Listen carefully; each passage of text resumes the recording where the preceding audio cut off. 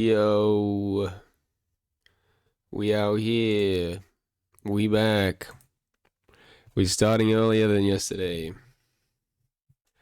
Uh oh, oh, and I oh. Um cool. Cool, cool, cool. Cool, cool, cool. Why does it do that? There we go. How's everyone doing? How's everyone doing in post-apocalyptia today? Uh, yup, right audio device.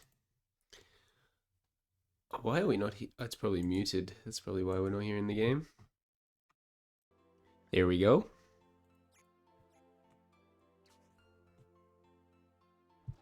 There we go. I should tell people on Discord. I should tell them. I should shout it from the rooftops that we are, in fact, live. Pipcast.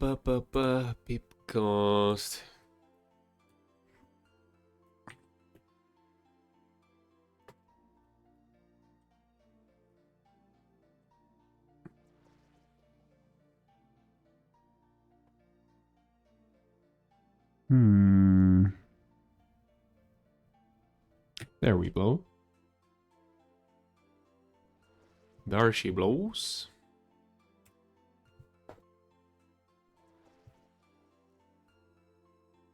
Probably safely close Discord.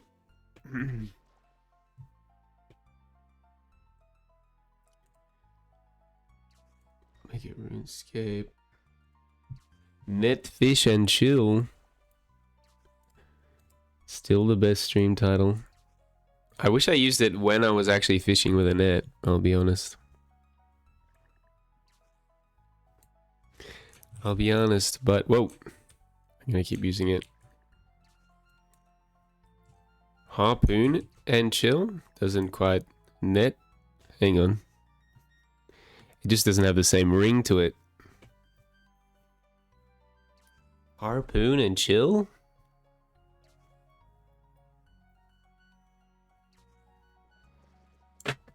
Take off this big old jacket.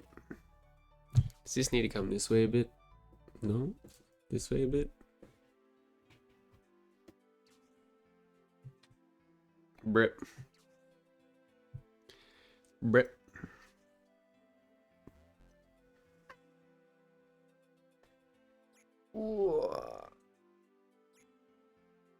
Oh yeah, baby.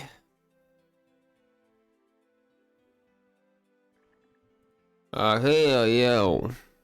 Alright. Alrighty.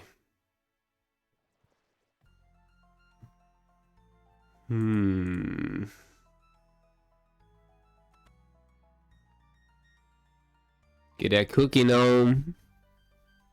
I'm about to get that cooking on. Yada the meme.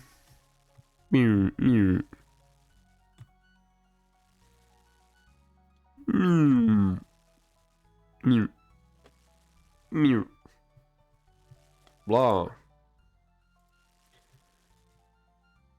What am I looking for? We live.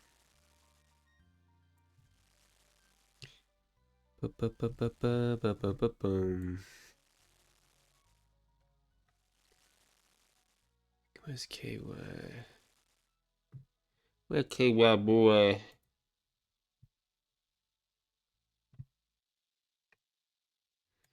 Wait, so where did I post that I was live last time?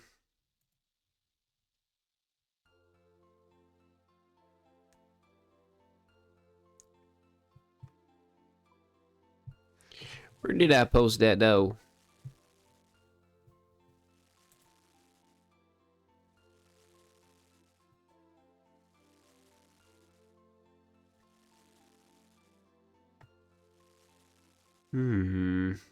Maybe I just never did. Maybe I never did.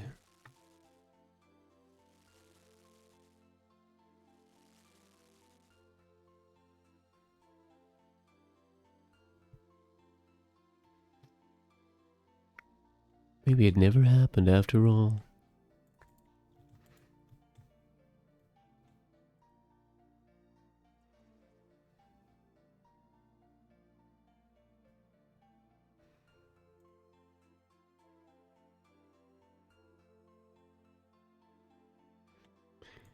So I'm starting out pretty chill this morning. I just ate a very big rump steak, so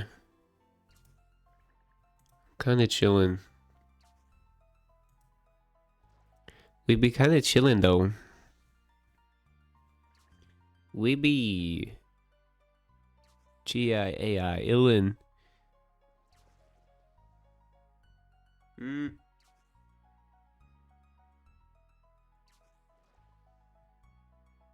I'm sure I posted that I was live in someone's Discord server.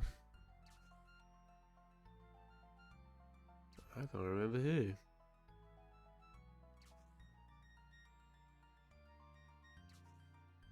I'm sure it happened.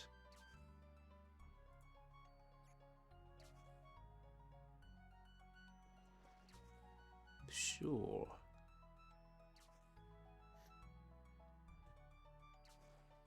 I'm certain.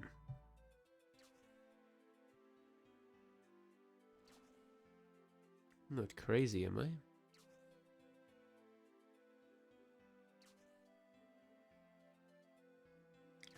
I'm not crazy. Maybe I am going crazy, guys. Maybe I'm finally losing my mind. I've become delusional and delirious from too much RuneScape fishing on stream.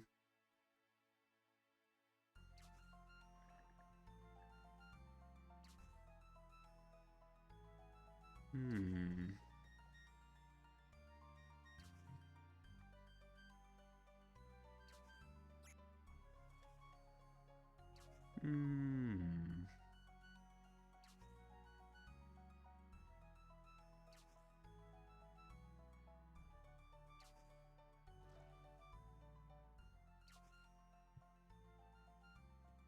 I get it on the social need. Gotta put it on the social need.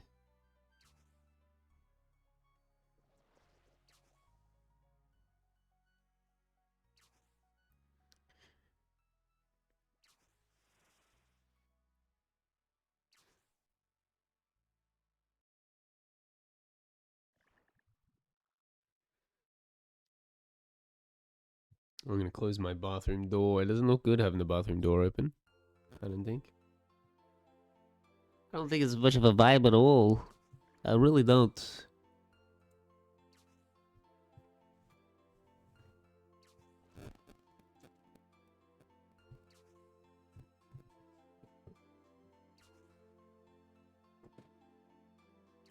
World's hardest door to close. One man. In a world where one man had one dream. To close one door. He closed it. Successfully.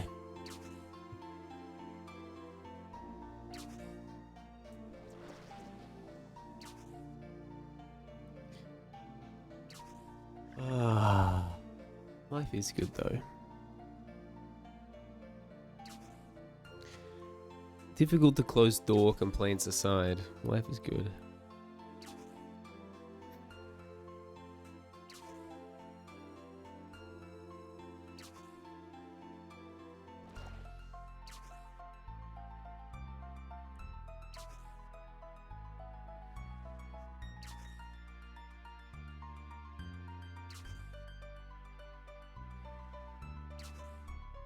Boom.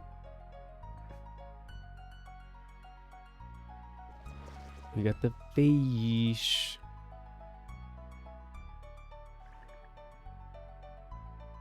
The fish. Give me the fish. What a cook.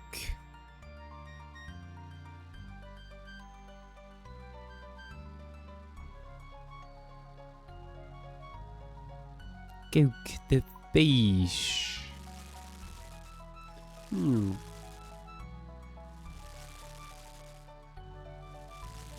Wait. I changed the stream category, did I not? Maybe I just changed the title. Perhaps that's where we've gone wrong. Old school RuneScape.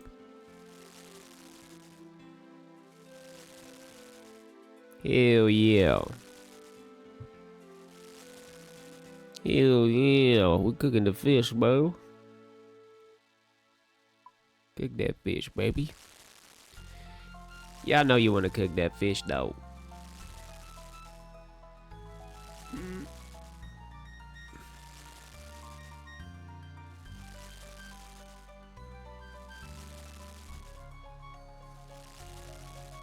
Oop. And oop.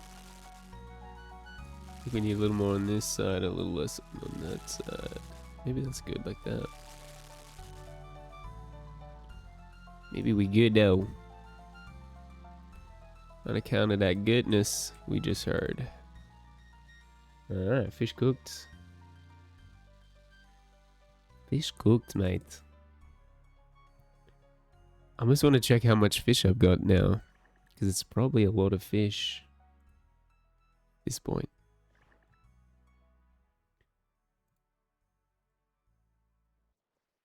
I wonder where they are in the 2,628 cooked tuna. 2,063 cooked swordfish. Hell yeah, brother. Hell yeah, brother. That's what I'm talking about. That's what we talking about, baby. For real, though. For real. I think this could aim down a bit. Is that too much? Oop. And now, oop.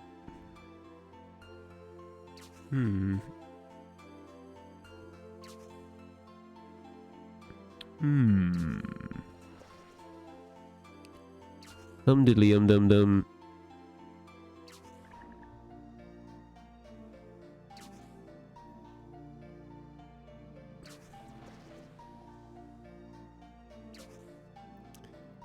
In my experience, Fridays are historically rough. I could make Fridays my day off, potentially.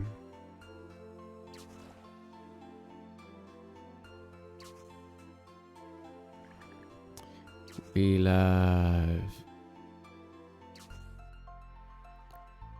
Come vibe out.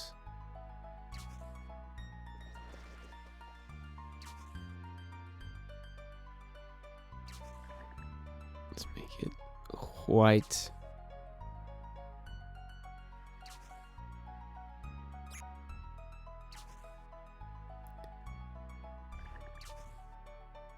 We need that link on there. Get that link on there, baby.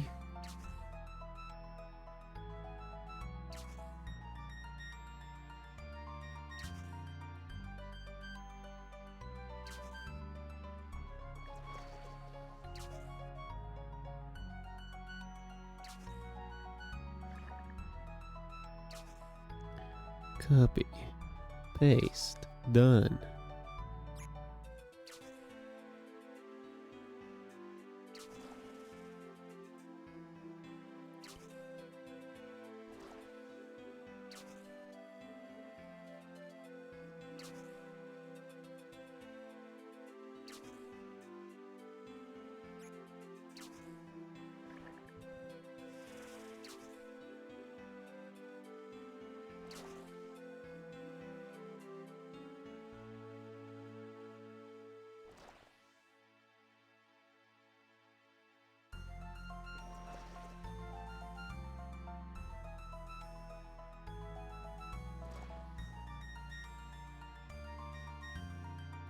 Hell yeah, brother. Chuck it a download. Put it on the story though. Oh. Gotta get them fish though.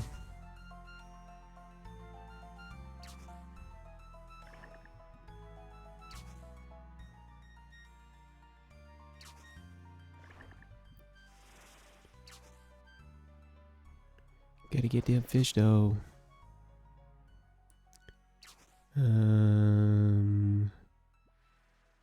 Get it on the book though. We can delete the old one. Boop. Whoop. Whoop. Delete. Whoa, why does it look like that? There we go. There we go. There she blows.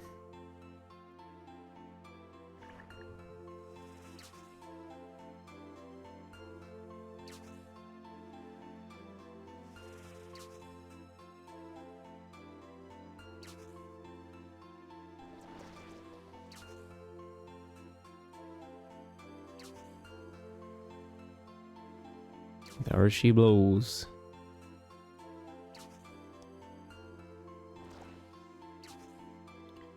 Yar har har. Yo ho ho. Yo ho ho and a yar har har. And a yiddly diddly do. It's a fisherman's life for me.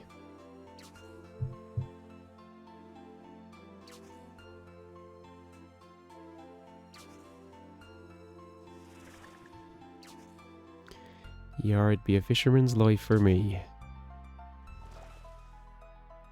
Yar ho ho, and a har he ho. Yay hi hi, and a hooly hoo. It's a fisherman's life.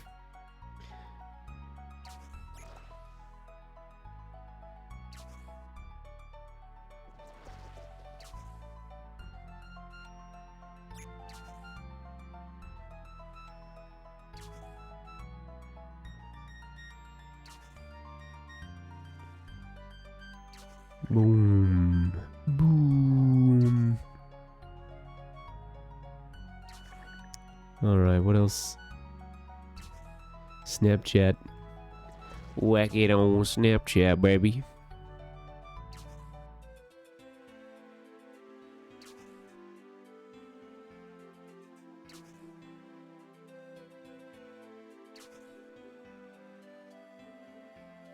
Put the link though.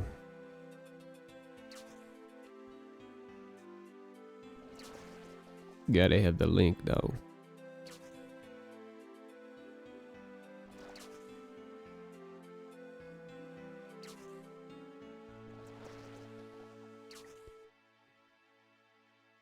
I can put it on my Discord status. My Discord status. Ooh, we got all the fish, baby.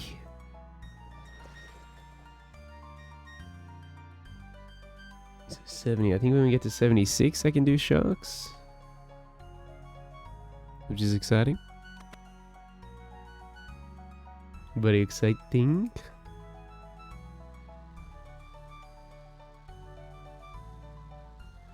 Gook.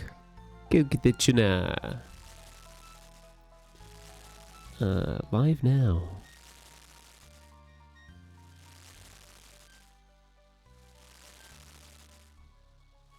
Hell yeah, brother. Isaac's Tears. Have we done any Temperos? I don't know if we've talked about this before, but I did do Temperos one time, and I didn't like it. It was kind of stressful. I like how chilled out regular fishing is. I didn't like worrying about all the waves coming. I've got to tie myself to the totem. Oh, I got to tie myself to the mast of the ship. I don't know. It just felt high pressure, high stress. I don't know. It does kind of suck eggs, but the rewards... Well, I would like a fish barrel. I'm not going to lie to you. Actually, I probably still need to cook my swordfish. I sure do. I would like a fish barrel. I was disappointed yesterday to learn that you can't trade. You can't be given a fish barrel. It's a bit of a bummer. But, yeah, I don't know. I like this. I like how chill this is. It's a good vibe. It's a nice little chill streaming vibe. And the thing I'm noticing is the people that come to the stream that aren't even RuneScape people seem to like me fishing in RuneScape. So that's kind of cool. I was worried I was only appealing to RuneScape people, but apparently the normies like it too. So I'm going to take it. I'm going to take it and run with it. How are you, Isaac, anyway? Are they... Wait, are the tiers your tiers or are they someone else's tiers? Did you name yourself after the tiers of someone else? Or are you named after your own tiers? They're Isaac's tiers. That means they're someone else's tiers?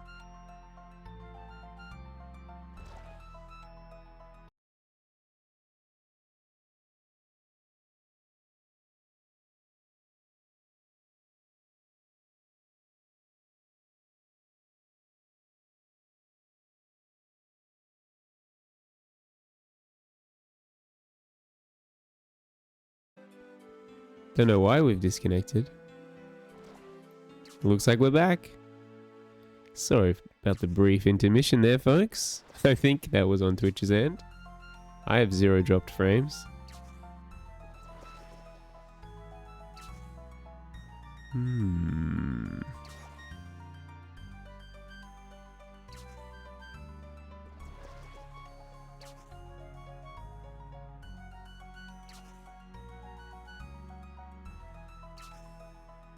No, I think it's Twitch. I was watching someone else stream and they just disconnected for a little while. And they were like, yeah, nothing on my end. It must be Twitch.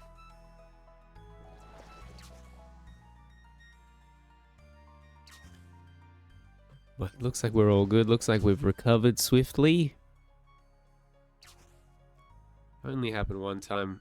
I can't remember who I was watching, to be honest. I've been watching so many streamers. I couldn't even tell you who I was watching. I don't even know if I could guess who I was watching. I'm just all over on Twitch, mate. All over the place. I never really got into Binding of Isaac. I never really gave it a proper squidge. I was never really into the roguelite thing. Working right now. Trying not to be poor, being self-employed. I think that's what I'm trying to do, but probably not to a great level of success. We did get 10 gifted subs last night, which is pretty based. If that could just happen every stream, then we might be okay.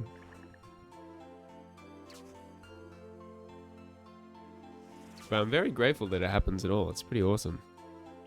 Shout out to Cinnamons. What a guy. So what are you doing, Isaacs? What is your self-employed strategy? I'm curious if you're happy to share. Because I do kind of think that's the way to go these days. I am kind of a bit over working really hard for someone else to make a bunch of money. I think it's part of the reason I'm streaming. I mean, I know I'm making Daddy Bezos some money.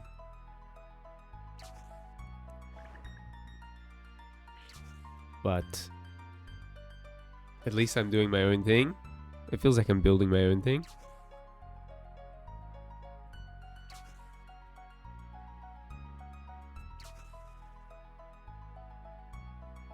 Something like that. Something like that. Something or another like that.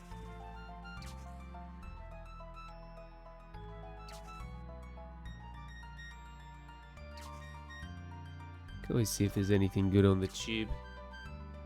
Boom. Whoa. Whoa.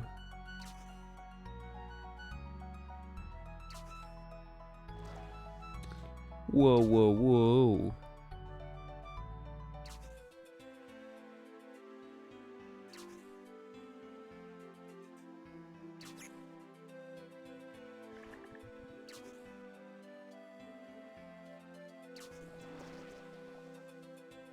I have a computer science degree.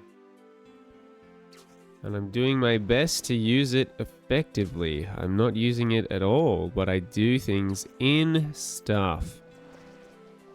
Interesting.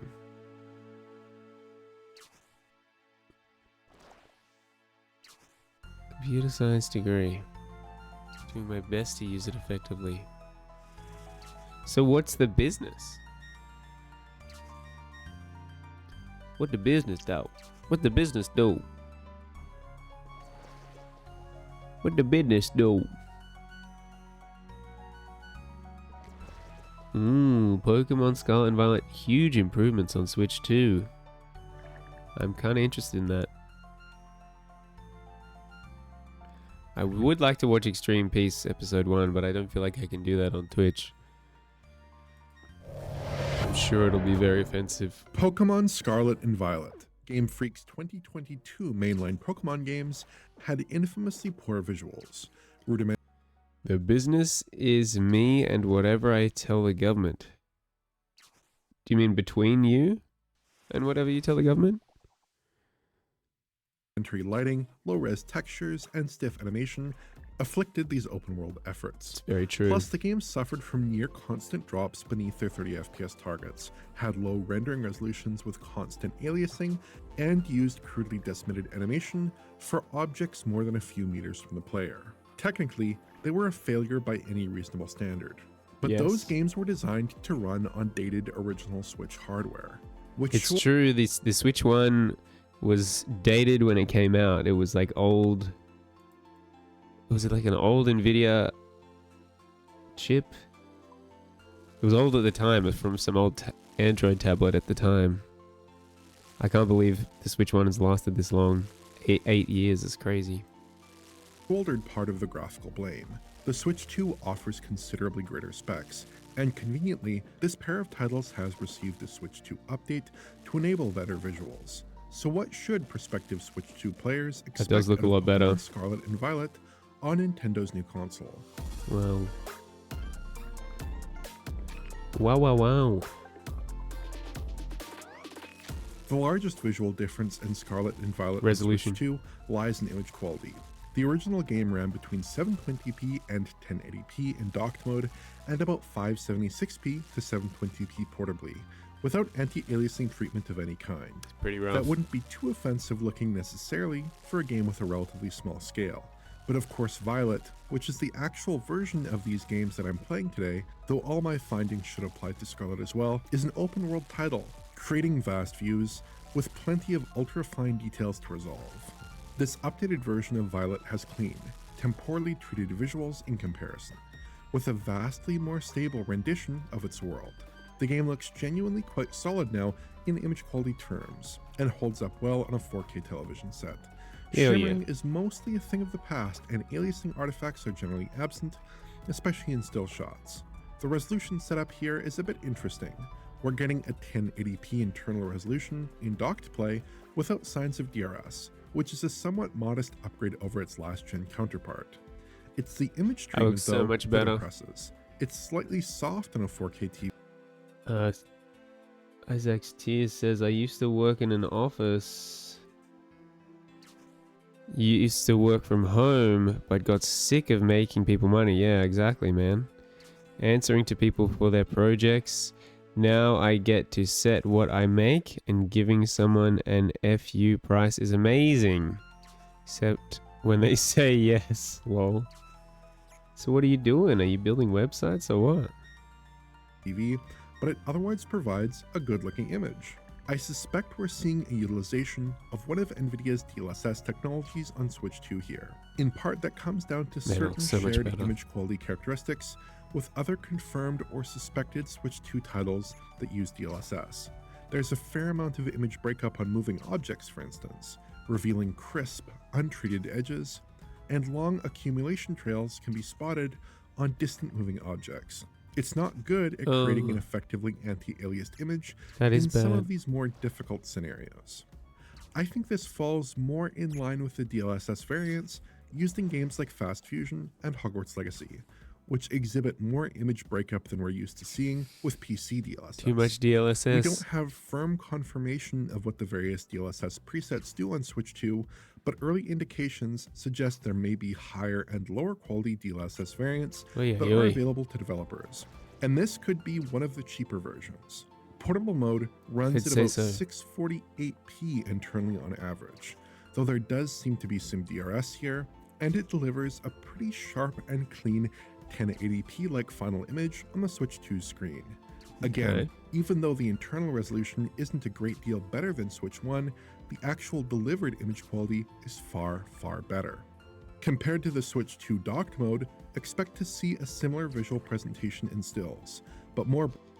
I don't exactly like talking about it. It's boring, confusing, and ick, but I'm also learning 3D modeling to make and sell masks. Fair enough. Breakup in motion. Docked mode does look a bit sharper and more detailed, though compression artifacts on the portable mode screen captures do slightly obscure the image quality delta between the true. two. The other obvious visual improvement comes down to frame rate. Violet's Switch 1 incarnation was an infamously poor performer, It often was. hanging in the mid-20s during open world exploration. Cutscenes Mid-20s is crazy. often ran even worse, and the game would occasionally hang with a long frame time spike. I've seen worse performers on Switch, but the combination of crude visuals and poor frame rates in a Switch exclusive game was exceptional. Switch 2 is a huge improvement in docked mode, aiming for and usually hitting a 60 FPS frame rate target. There are relatively frequent dropped frames while traversing the open world though, little 33 millisecond blips that pop up when traveling through certain areas. This is obviously far preferable to the original Switch's performance profile, but it's a little bit disappointing that the deployment of the advanced T239 processor can't bring the game to a solid 60. There are occasional dips elsewhere as well, like with certain combat moves in battle. In handheld mode, you can expect a similar update, which counts to around 60 FPS in my off-screen testing with high frame rate filmed footage. You can still feel small frame time spikes as you drive around the environment, but it's generally fine. The game's animation update rates have also been greatly improved. On Switch 1, distant characters and objects often ran with heavily decimated animation. A good example is this windmill, which updated approximately 2 times per second at this distance. Getting closer gradually. Why even increased have the a windmill update rate, at that point? though the structure it out of the only game. updated at full rate with the rest of the game once you were very close, only a few meters away. Characters I were almost suspect they made this game for Switch 2 and then they didn't put out the Switch 2 like they originally planned. I feel like they were originally... When did Scarlet and Violet come out?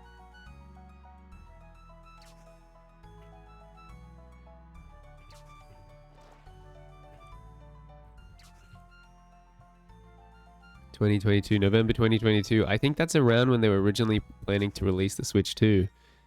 So my suspicion is what happened is that plans got changed. They decided not to release the Switch 2 because the Switch 1 was selling so well.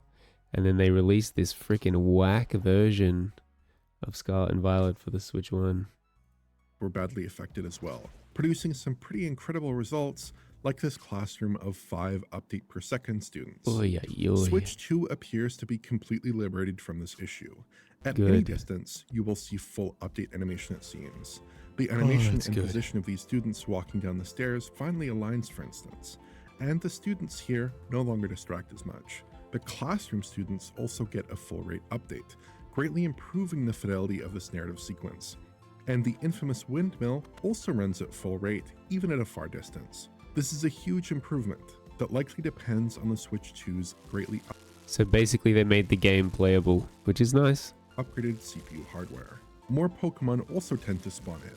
Hell When we yeah. walk or drive through identical routes in the game on Switch 1 and Switch 2, typically we find more Pokemon on the Switch 2 version. This is hard to nail down precisely as there is some probabilistic variance, but there is a definite pattern here, and I do have to take more evasive action to avoid Pokemon battles on Switch 2. Finally, loading times are much faster. Saw people who used a memory card to hold games had their Switch blocked from the internet. Yeah, that doesn't surprise me at all. That's very Nintendo. Fast traveling around the world took a fair bit of time on Switch 1, but in Switch 2, we get up to a 4.4 times speed up with travel loads. I had the original launch Switch and I hacked it so that I could play like Game Boy games on it and stuff like that.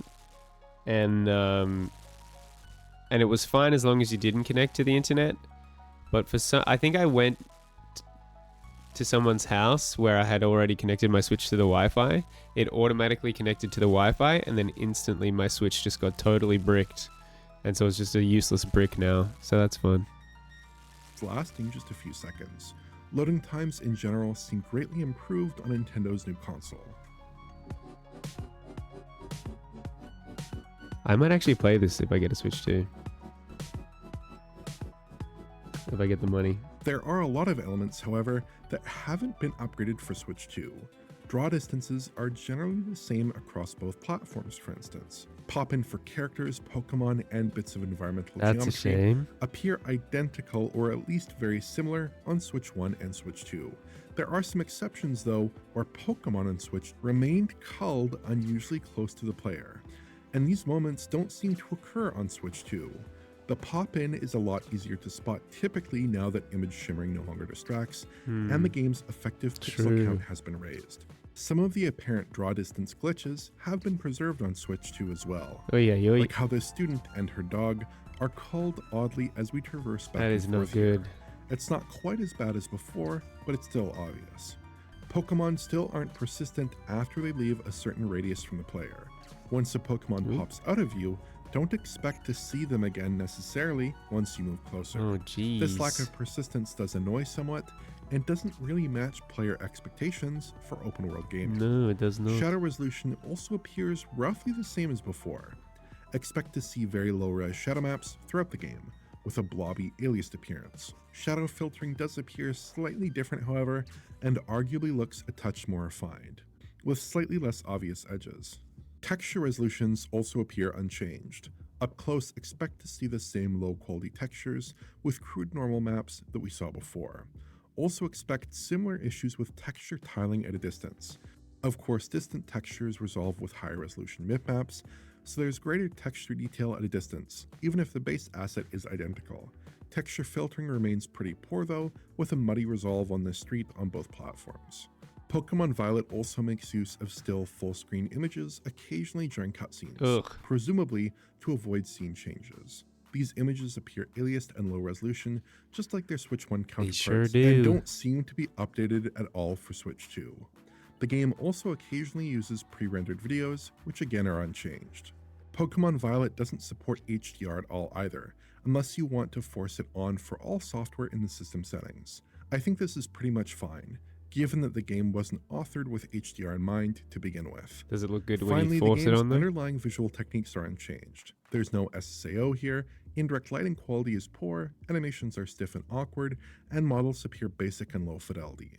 There are a few nice touches, like the Zelda-style grass, but the game generally resembles an early 360 or PS3 title. The original Switch wasn't the most powerful hardware around by any means, but it could still pull off visually impressive and artistically sound true. open-world efforts that ran at reasonable frame rates. Game Freak's graphics techniques and engine technology haven't really kept pace with the transition to HD consoles. They sure haven't. The engine used for these mainline Pokemon titles does not seem well suited to delivering a credible open-world game with modern fidelity, given its current gameplay and graphical limitations in the Pokemon games. The Switch 2 offers enough power to blast past some of the game's technical issues on the original Switch unit, however. Image quality and framerate concerns have largely been ameliorated by the faster hardware, producing a decent rendition of Scarlet and Violet. There's no doubt that it's a huge visual upgrade, though it's arguably not enough to produce a visually satisfying version of the game. So Scarlet and Violet are massively enhanced on Switch 2, even if the visuals are still uninspiring. Pokemon fans would be well advised to check this one out. If you enjoyed this video, please like, subscribe, and press the bell for YouTube notifications. Check out the Patreon. Seems fair. No ads, no content.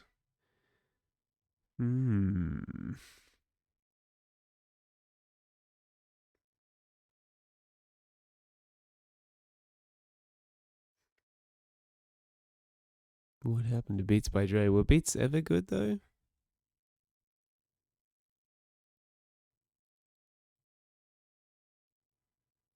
Gaming Eye.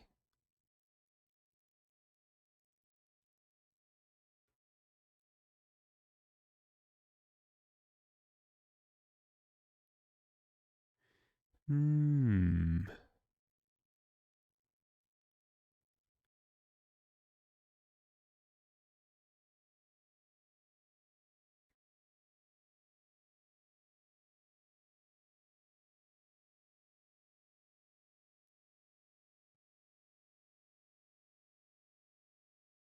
Hmm.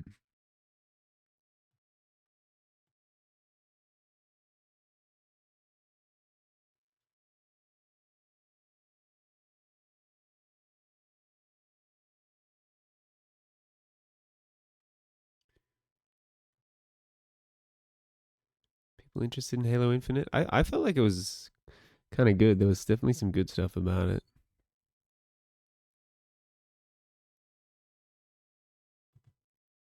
With over 6 years in development following the multifaceted disaster of the franchise's previous release, 343 Industries abashedly initiated a soft reboot of the series, while ambitiously taking it to treacherous new heights as the ongoing service to define the next decade of Halo. They encouraged the insurmountable promise of the definitive Halo game, with the hopes of the franchise resting on this pivotal That's a big promise. installment, and upon its release, relief, as the game garnered strong critical reviews and saw wide appreciation from fans. And yet, over 3 years later, with the property suffering like never before, what is the legacy of Master Chief's latest and most ambitious outing? Is it a triumph for the franchise as was corroborated by reviews, or a misleading and miscalculated misstep that grappled towards nothing but a dead end for the series?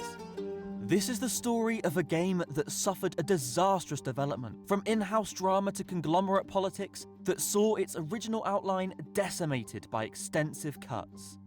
This is the story Facts. of the rumoured most expensive game of all time, that despite its incongruous name feels ironically limited, repetitive Facts. and mediocre. This is the story of the most ironic game of all time. This is the story of Halo Infinite. That's crazy. I had no idea that was the most expensive game of all time. That's crazy. It doesn't feel like the most expensive game of all time.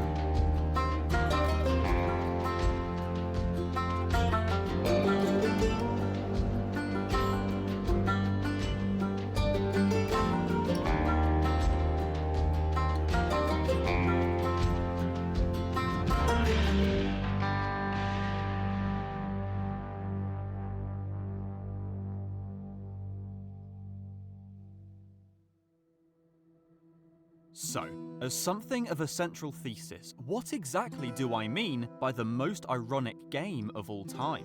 Well, calling your game Infinite encourages certain expectations from the It does, consumer. it's true. The game has to be bigger, more action-packed, with more variety in gameplay, locations, enemies, and storytelling. But the irony of it is that you can only really say Infinite is one of those things, physically bigger. But despite the size of its map, the so-called Infinite Halo game in reality left the franchise on life support, let alone fulfilling its promise to return the series to its glory days, unequivocally failing in what it set out to do in almost every measure. Its evidently intentioned future expansions would never come to be, so 343's decade-long live service strategy was cut short before it even begun, ensuring an ironically fleeting 2-year lifespan for a game incongruously named Infinite.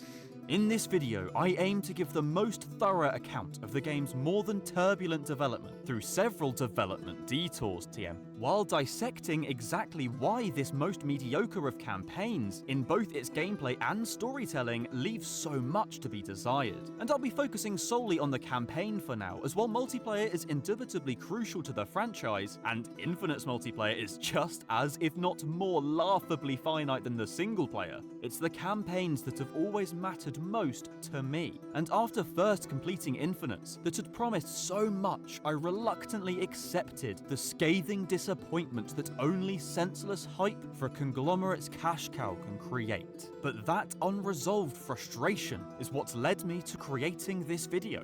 And here we are, so here we go. Without any further ado, let's find out the point.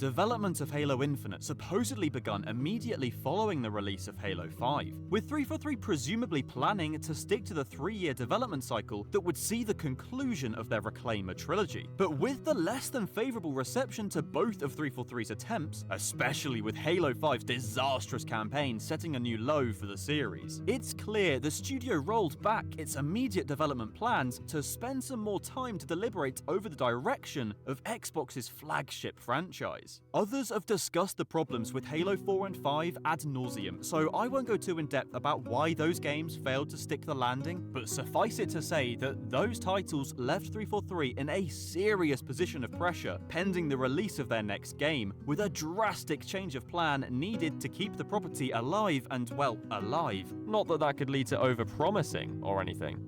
Jettisoning a franchise plan, if there even was one, can often lead to ugly results, and the writers of Halo Infinite found themselves in the incredibly unenvious position of negotiating a way out of the revolting yet unignorable conclusion Halo 5 offered, while attempting to please disillusioned fans and trying to make sense of a universe that had been irreversibly changed by Cortana's inexplicable turn to evil. Infinite therefore aimed to be a repentant return to Halo's roots, while simultaneously moving the franchise forward in an exciting new direction as the quintessential soft reboot that's revitalized so many properties from the brink of irrelevance. Infinite promised to put right the mistakes of the past, putting the players back in the Master Chief's shoes as they explore a Halo ring for the first time in nearly 15 years, whilst reuniting fans with the beloved look, sound, and feel of Bungie's games. And I feel like they did that part of the mission. Toning approach was certainly communicated well in Infinite's 2018 reveal trailer, which showed the different environments of the Halo ring you could explore and the wildlife you might encounter, before showing a redesigned Master Chief returning his armor to its pre-343 glory days. It was a cajoling first impression for the game, but actually succeeding in returning to the glory days Infinite was evoking would be something else entirely, and the aforementioned mounting pressure meant they appeared to be sensibly taking their time, with Infinite receiving the longest dev time of any game in the franchise, just over 6 years, more time than it took from the release of Halo CE in 2001 to the release of Halo 3 in 2007. However, the development of Infinite is largely shrouded in mystery, but the snippets we do know infer a nightmarish and impeding production. And oh boy, the implications of what we do know make this game just infinitely fascinating to me. Like, how can you fuck up the development of every game you've made and still have your latest one, where you should have learned from your mistakes, appear to be the most disastrous of all? Planned to be the most ambitious game in the franchise. I think it's the best Halo made by 343, but I get what he's saying. It was the most hellish development, I guess. Ultimately, Infinite's calamitous development meant that reportedly 2/3 of the game was cut, and the original vision of a fresh start for the franchise would be left unrealized. Nevertheless, the third we ended up with left us with plenty to scrutinize, assess, enjoy, and despise. So let's conclude our first detour and begin the journey proper. Strap in, folks. This is gonna be a long one. Strap in, baby. Halo Infinite begins with a bang, as money immediately burns before our eyes thanks to a flashy and undoubtedly expensive pre-rendered cutscene. Starting with the very frame where Halo 5 left off, this cutscene serves to introduce us to the conflict between humanity and the Banished, as well as their leader Atriox, as he batters the Master Chief and leaves him for dead during the destruction of the UNSC Infinity in the fight for Zeta Halo. This cutscene's pretty based. I'm the last face you will ever see. And I think arriving in the first-person view is really cool Well, too. at least he's partially right in that Chief certainly won't see his face again for the rest of the campaign. Atriox, even from beyond this life, your will is served.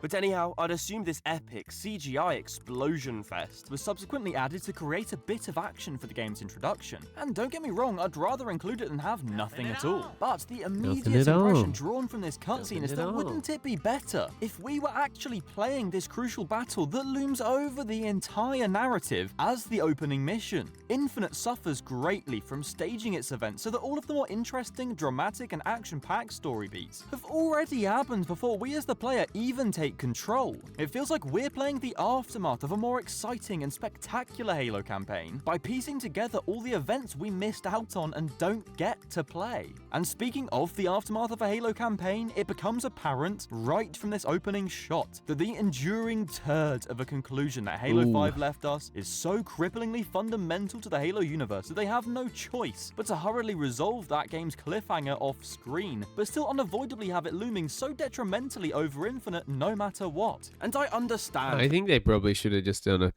proper reboot instead of like a soft reboot. I think just completely they should have rebooted it, and I think that's what they're doing now.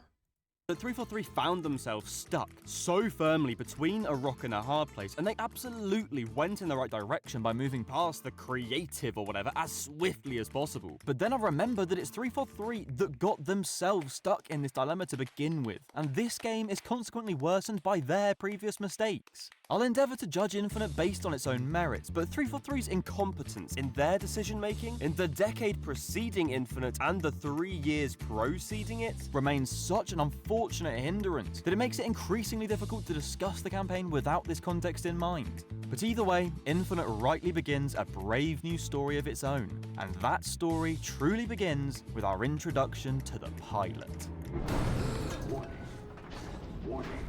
I actually like this introductory cutscene a lot. It underscores Infinite's efforts to tell a more human story, and here the pilot is I don't like him. I think he's annoying. likable, charming, and relatable, and the actor gives a strong performance. Please don't die. Please. Don't die.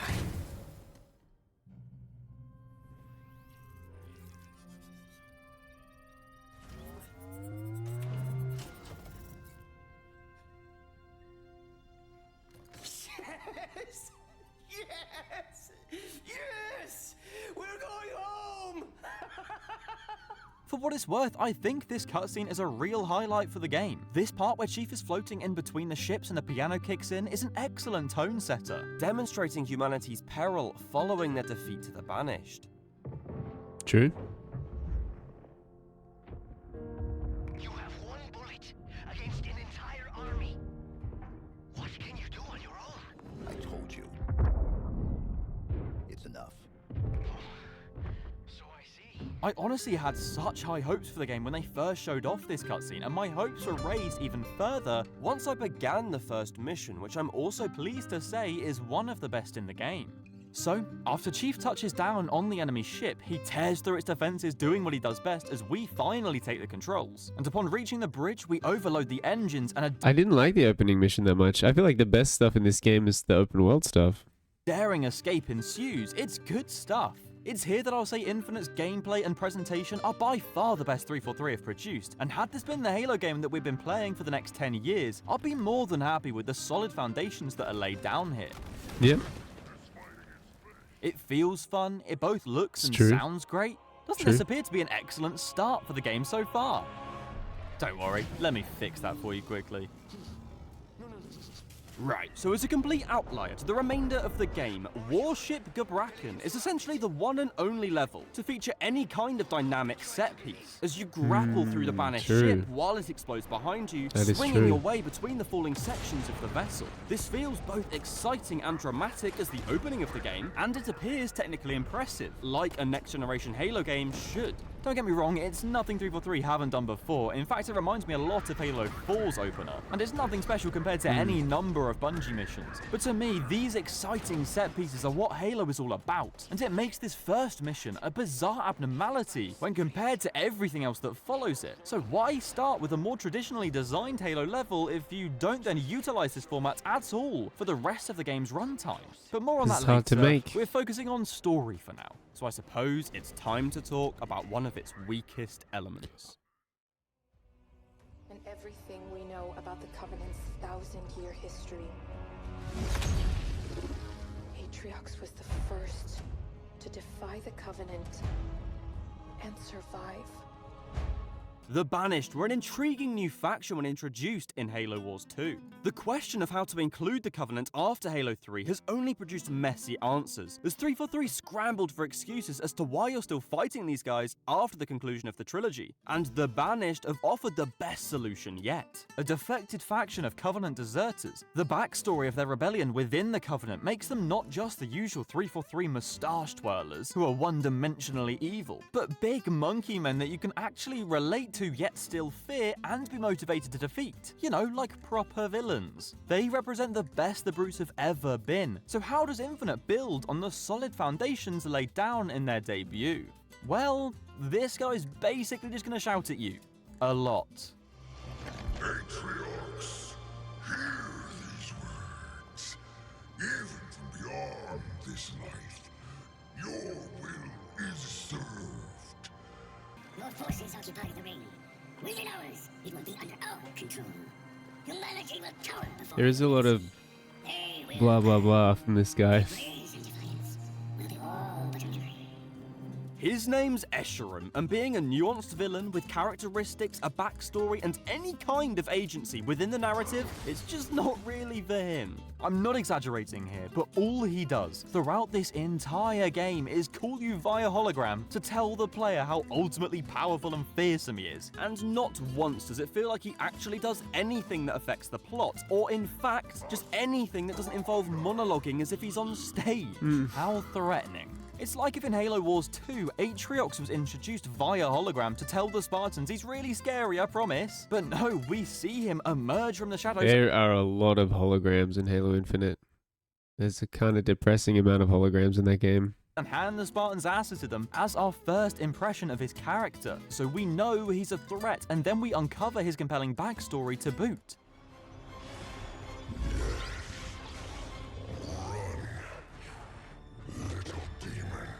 But never mind, Atriox is disposed of off screen, saved for sequels that we'll probably never see, while Escharum spectacularly fails to fill his boots, and the whole game suffers because of it. As for his plan and why he wants the ring, we know very little and will come to discover even less. He says he wants to make the ring operational, This ring will be operational. and then supposedly fire it. The Banished are planning to fire this ring. But why? We don't know. I'm sure there'll 'Cause definitely be Halo. interesting answers down the line, though, as That's things are why. revealed. It's not like they wouldn't answer such an important aspect of the plot.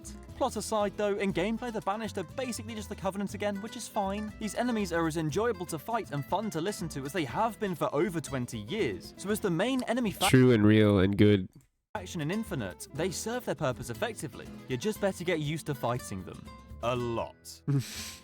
So next up, after destroying the Banished ship, is the Mission Foundation, where we're first introduced to the weapon, an exact copy I of mean, to be fair, because they never switch over to the Flood in Halo Infinite, I guess you do just fight the Covenant the whole game. The Banished, which are definitely very different to the Covenant for the whole game. Cortana, who was deployed by Halsey to shut down Chief's old AI. After making our way through a wrecked Forerunner facility, battling the Banished to get to her first, Chief picks up his new AI companion to help stop the Banished from firing the ring. While being an exact copy, she's a distinct character from the Cortana of old, though, appearing more childish and innocuous, which is at points annoying, but I like her Yeah. character enough and she fills her role well, I think providing she's all weird. of the essential exposition, comedic lightheartedness, and contrasting characteristics to Chief appropriate for all of our adventures on Zeta Halo. The performances from Jen Taylor were also very impressive, voicing 3 different characters who are essentially the same person and yet tailoring each one to sound unique and Gaddy. distinctive. These two make a good pair, as did Chief and Cortana before them, and correspondingly this mission features the first of the many flashbacks left behind in data clusters scattered throughout the campaign. They act like this is OG Cortana. Halo CE Cortana. When she has all these different colors, man, and it's so cool. Cortana definitely looked the best in Halo CE, and has never looked as good ever again. Where in this case we see their very first meeting before Halo CE. What do I call her? Ask her. She named herself. Hello, Master Chief. I'm Cortana. Crazy. Together, you become our newfound hope. I like the use of these flashbacks to fill in the Cortana backstory by actually showing it to us instead of just telling. They do a good job at displaying the special companionship between these two characters, if only other parts of the narrative had followed this structure. Before making our way to the surface of the ring, we come upon our first boss fight of the game. Halo's always struggled with bosses in the past. Bungie tried their hand at them in Halo 2 and they were functionally odd, but sufficient for 2004. So it's fair to That was argue that weird. Bungie never really found a way to make bosses work within their gameplay. And I think the Scarab worked well as a boss.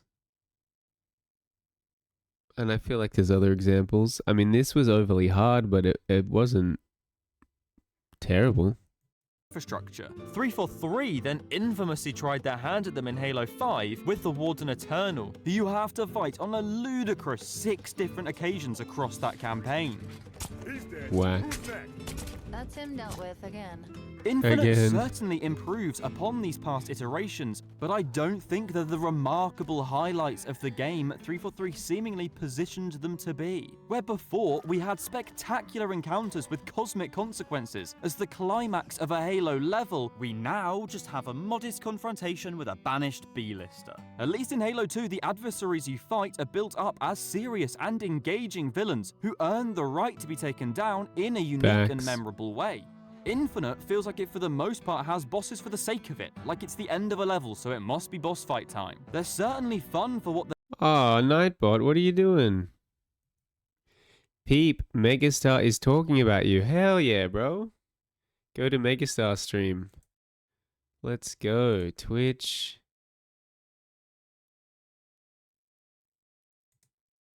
Yeah, because he only really goes live on the weekends, hey. I mean, it's Thursday for you guys. Where is he?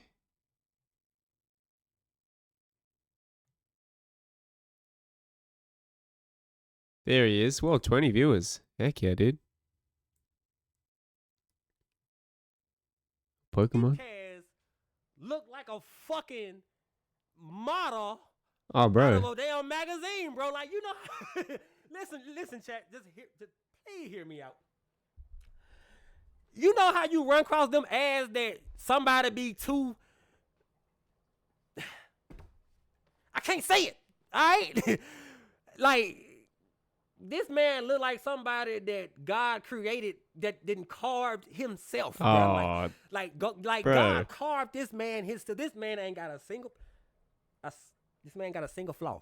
All right. See, I wish thought that I was was true. in ad jail because you know when you in ad jail, you see people on TV with all that makeup on and stuff like that you can't see their bumps in their face. Or this man, if Peepcast was a person, his name would be Lord Farquaad if Lord Farquaad wasn't already a person on a cartoon. Like, this man can pass for a prince. You know how them goddamn people look on, you know, you see these reality shows and these girls be going crazy about a person. Peepcast one of them motherfuckers that'll walk around California and you'll see his name on the ground for a star type shit. Like, bro, I joined the man stream. The man hair was perfect, bro. Like, I'm like, how the fuck this dude so damn perfect, bro? Like, this man, bro, this man is perfect. The man had his hair brushed, bro. Like, the man, like, he brushed his hair 100 times a day. Like, I actually don't. look, bro.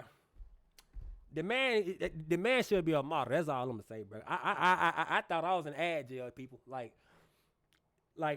I thought I was in ad jail, man. That's all I'm gonna say, bro. Like, this man take care of himself. I will assume he do, but yeah, I'm gonna leave it at that because I don't want y'all to clip me, bro. Because I'm gonna be pissed off if y'all clip me. I'm talking about another dude, but I'm only giving flowers what flowers do it. I thought I was in ad jail because the dude was too goddamn pretty for TV, bro. There, I said it. Pause. All right, shall we collab? Damn it, the motherfucker in the building. Hey, y'all. Listen, if y'all think I'm fucking lying, I told the man I was gonna talk about his ass on my next stream. Go He click did on say that. Peepcast and look at this pretty motherfucker, bro. This dude pretty as a motherfucker, bro. Pause. I ain't never in my life seen somebody Hey, thanks that for was the follow. fucking perfect, bro. I don't know if he took out his mama G Appreciate you. or his daddy looked like that. Either fucking way, people. The man look like he need to be a fucking model, bro. That's all I'm gonna say, bro. I thought I was in ad jail because the man was talking like, yeah, you know, it's something like that. No, I'm not Yeah, that you know smooth, what I'm bro. saying? Like, you know, do that. He was using big words and shit. Yeah, I was from Monstala's to Madron, and you know, I came over there and went to Stereo by 4x9. I'm like, this man using college words. Like the man is using. I was impressed, people, because I'm like, damn, he said a word that I don't even know the meaning to. Like I'm in his chat learning shit. Like damn, like the man said a name. I say they don't teach that word in high school at all. He read that shit from a dictionary, people. Like I'm just saying. Pause. I'm just saying that man look like he from a goddamn magazine, bro. If y'all don't believe me, click on his name right now and go look for your damn self. All right, you pretty motherfucker. All right, anyway, moving along. Thank you, what we got? Megastar. We had another spin. Wow. RPG. Report your ass to the front of the goddamn report. I don't even know big what to say to dog. that. Hey, y'all thought I was lying. Listen, 2 hours. Oh, I gotta bounce. Hey, no, wait, y'all don't bounce yet, cause hey, I'm on a 2-hour mark. RPG. This the last spin, bro. That was crazy. I've never been gassed up that hard in my life. Y'all, give me. What a guy. Hold on now, hold on, y'all. Give me 2 minutes. Wait. Don't go nowhere. Hold up. What's he doing? Yeah, I think we should have started a collab stream in that moment. I don't know why Nightbot is stopping Peep from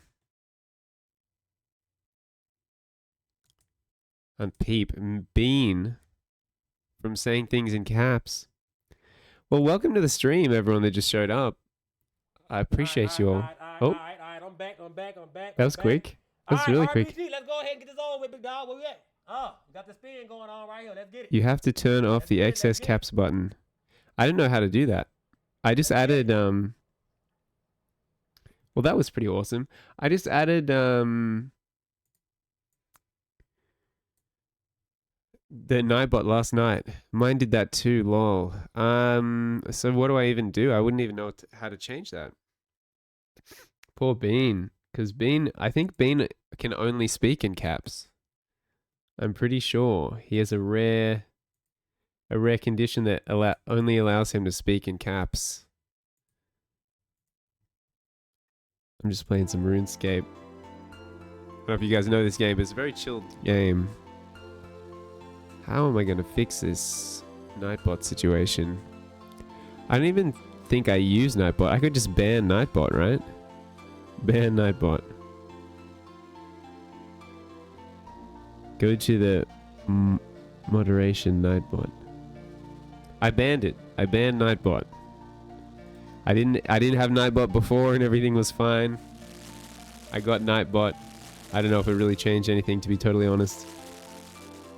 I haven't had good experiences with these bots, I'll tell you what. Other people seem to be able to use them.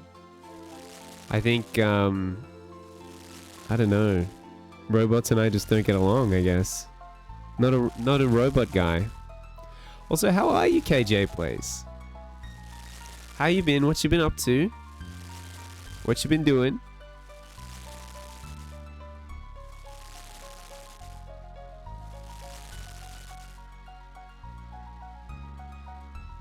I think I had a look at your page yesterday, hey.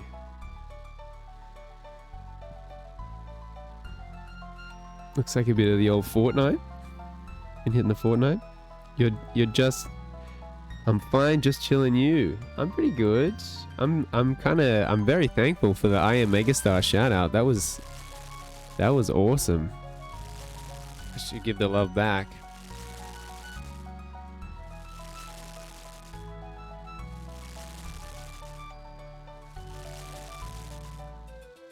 You haven't played Fortnite today? No Fortnite today.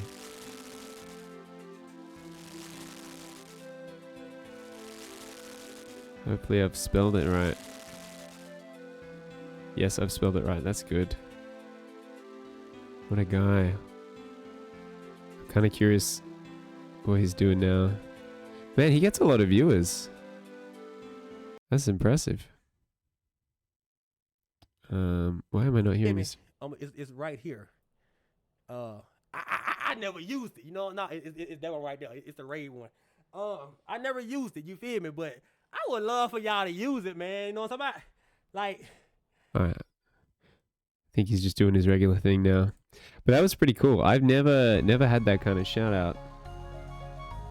I mean, I've had shout outs from Mr. Bean, but no one's ever gassed me up that hard. No one's ever told me that I look like a model, that I look perfect. That's crazy. That's wild stuff. And the big words. Do I really use big words? I'm trying to think what word I mean, I do talk about technology. That's true. I do get specific on the technology. I didn't go to college though. I'm a regular guy. I actually didn't go to school much. I used to play hooky and just not go.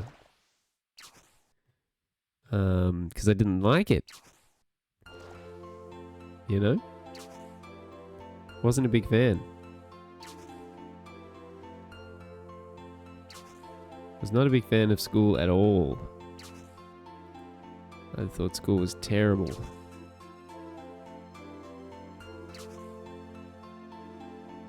Hello? That's KJ Plays' voice. If you like that voice, go follow KJ Plays. So no Fortnite today. Recent broadcast 4 days ago. KJ, you haven't streamed for 4 days? Or do you just not... sometimes you don't put up the VODs. Sometimes you don't have the VODs go up.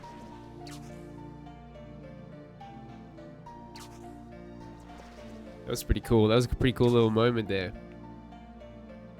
We might have to collab. Megastar and I at some point.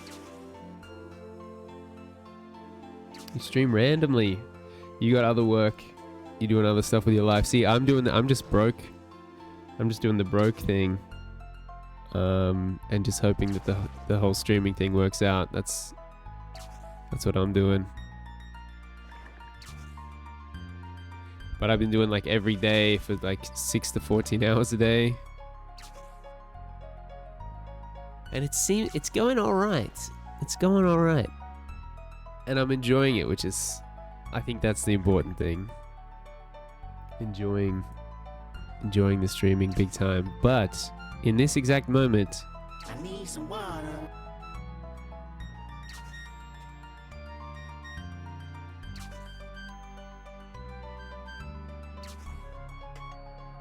man, what a guy.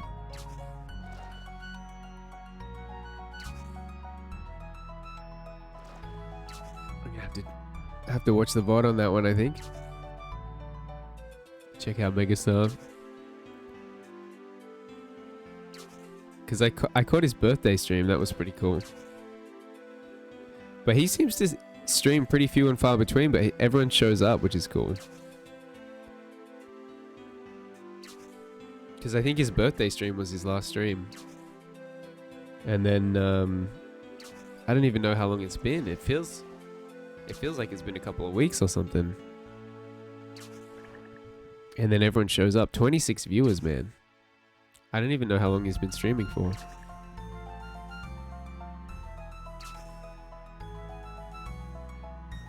Oh, also, hello, a Googly Moogle. You kind of came in at a moment where I was getting a big shout out from Maya Megastar. I was a little distracted by that, I must admit. Yeah, it took me a second to find him. Because 26 viewers is quite a few viewers.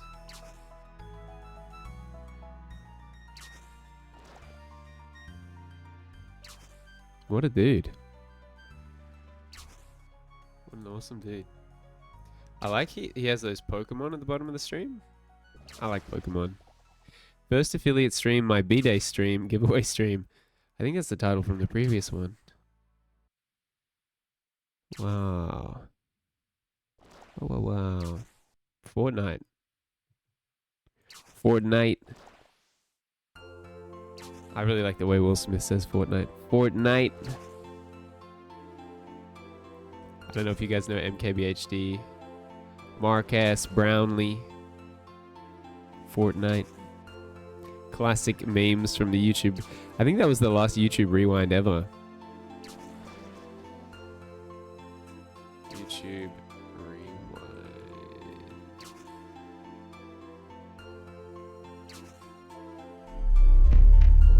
$2019? Yeah, I bet that is the last one. I just want it to be a regular YouTube video though, instead of a weird channel trailer. Whoa. Whoa.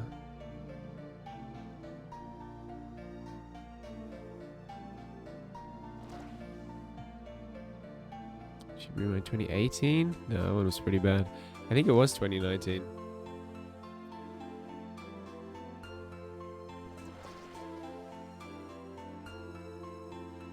Wait for the record.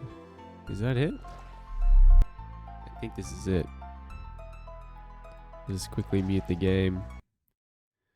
Pull that up. Oh, it's like ultra wide or something? No, I think I just need to do this. K-pop! Oh yeah, yoy. That is so awkward. That is so awkward. Hang on. Where's the Will Smith one? Was it 2020 maybe?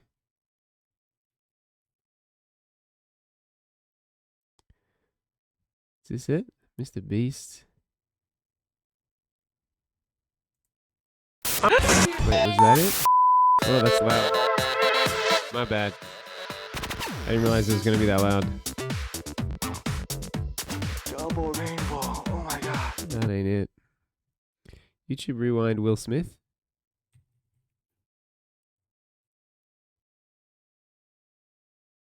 Here we go. Oh, 2018 is the one. Okay, my bad. Y'all ready for this? You remember this? Who remembers this? Yeah. Yeah. It's rewind time. It's rewind If I time. control rewind, I would want Fortnite and Marquez Brown. Yeah, I know, Bean. I banned Nightbot. You could try caps again. Try caps again, because I banned the Nightbot because it was stopping you from chatting. Brownlee. Wait. You gotta soak this in. Yeah, if I control rewind, I would want Fortnite and Marquez Brownlee. Mark ass. Is this what you wanted? You know who I would have asked for? Quit horsing around! Okay, that's it. That's all we needed. We just needed the yeah and the Mark ass Brownlee. Because his name is Mark Brownlee. But homie called him Mark ass Brownlee. Can you use caps yet, Bean? Are they letting you use the caps? What if I went all caps? Yep. Yo. Hey, I think the all caps are back, Mr. Bean. I think you're free. I think your freedom of speech has been reinstated. The First Amendment is back, baby.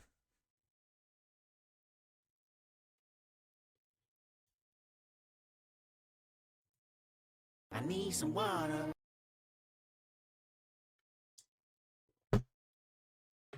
My bad. Get that game audio back. So how is everyone? How's everyone doing? What's going on? What are people doing with their lives? We like to have a good chat on the old Peepcast stream. I love a good chat. I love a good yarn. My chat likes to call me a yapper. They say I'm a yapper. That I yap. Yappity yap. And it's true. I do yap. Hopefully you'll like that. I always find it weird if I go and I check out someone's stream and they're not talking at all. I'm like, bruh. What the heck? If I wanted the game in silence, I would just play it on my own. You know what I mean? Cooked. We cook the fish. So this is what I do. I catch fish, I cook them, and then this is the bank. We can go to the bank and then I deposit the fish. Boom, boom, boom. Some of them get burnt. We are fishing old school. Did you want to hop on Discord, mates?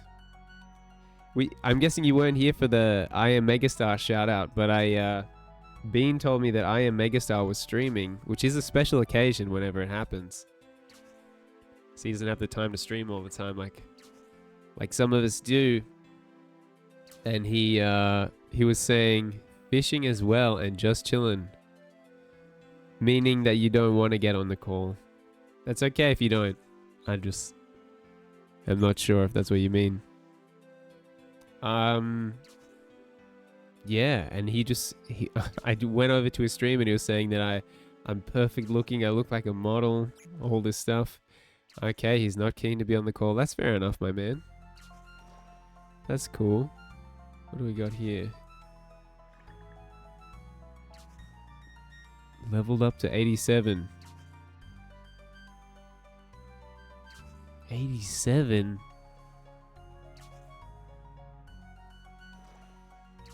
Now fishing sacred eels. That sounds kind of special, dude. Sacred eels. So I'm guessing old school, is it when I get to level 76 that I start fishing shark? And I get a cage? I start cage fishing shark? I'm gonna miss you, old school. I'm gonna miss having you on call, old school. But you do you do what you gotta do, you know. You know. It is what it is. I'm gonna be okay. I'll be fine. No, I'm fine. I'm definitely fine. Sacred eels are good. Are they worth a lot of money? What's so sacred about them? What's so sacred about these sacred eels, though? What's so sacred about them, huh? Getting about 50,000 per inventory. That's pretty based, dude. That's very based. That's impressive. That's a lot of money. A lot of money. A great deal of money. I don't know how much I get for these fish. I don't even think I've sold any of them yet. But I will. At some point I'm going to sell all these fish and I'm going to be a very wealthy man. Very wealthy. Extremely the most wealthy. People are saying I'm the most wealthy man of all time. Well, we got a YouTube video. Please react. Hey there everyone, and welcome back to the series in which I test all kinds of different money-making methods from the old school RuneScape wiki. This is Wiki to Wealth. Jacob, I do suspect that a lot of people aren't necessarily here just for RuneScape because they've come over from I Am Megastar's stream. So we're going to keep it approachable and open and not make everything about RuneScape right at this moment. But maybe at another time. Another time when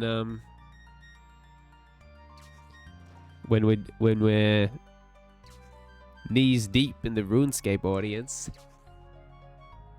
We can watch some money making videos. What's weird? Leon? That's weird. Leon. That's what Leon said? I don't understand. It's weird that I'm not watching the video?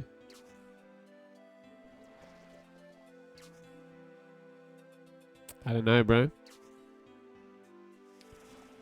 The thing is, it seems like people that don't play RuneScape don't seem to mind watching me fish. That's what I've been learning. People seem to enjoy it. I don't think Wolf has ever played RuneScape. He told me last night he likes the fishing. Weird that you're being so cold feet on RuneScape. Embrace RuneScape.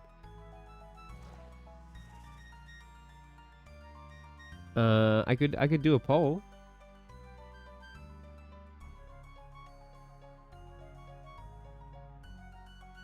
I acknowledge that not everyone that watches is knees deep in RuneScape, you know? Finally part of the guild. I am part of the guild, it's true. Go poll. Should... Oh no, you just hit /poll. It's a RuneScape stream. Yeah. I just like being open and approachable. Poll. Where's the poll? Should I watch the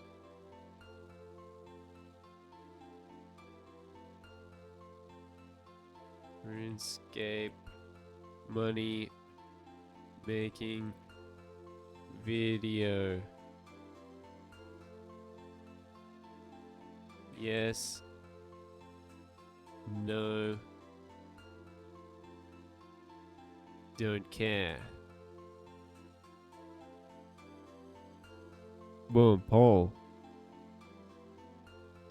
The poll is up. I think I have a bit of a hybrid audience. And some people are really into RuneScape. And I think some people are just here for the hangout and the chat.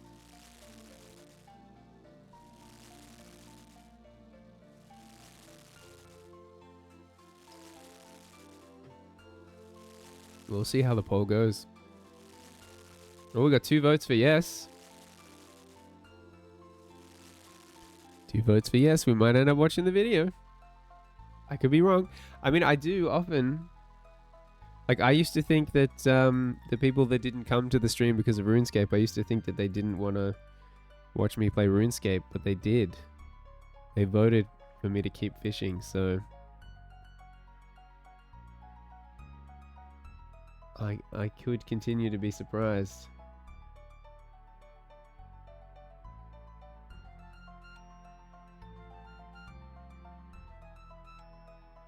Anything can happen. Anything can happen. 2 votes. Yeah, no? I think I may as well just put it on. Since we're sitting at 2 votes for yes. And no votes for no. Whoop.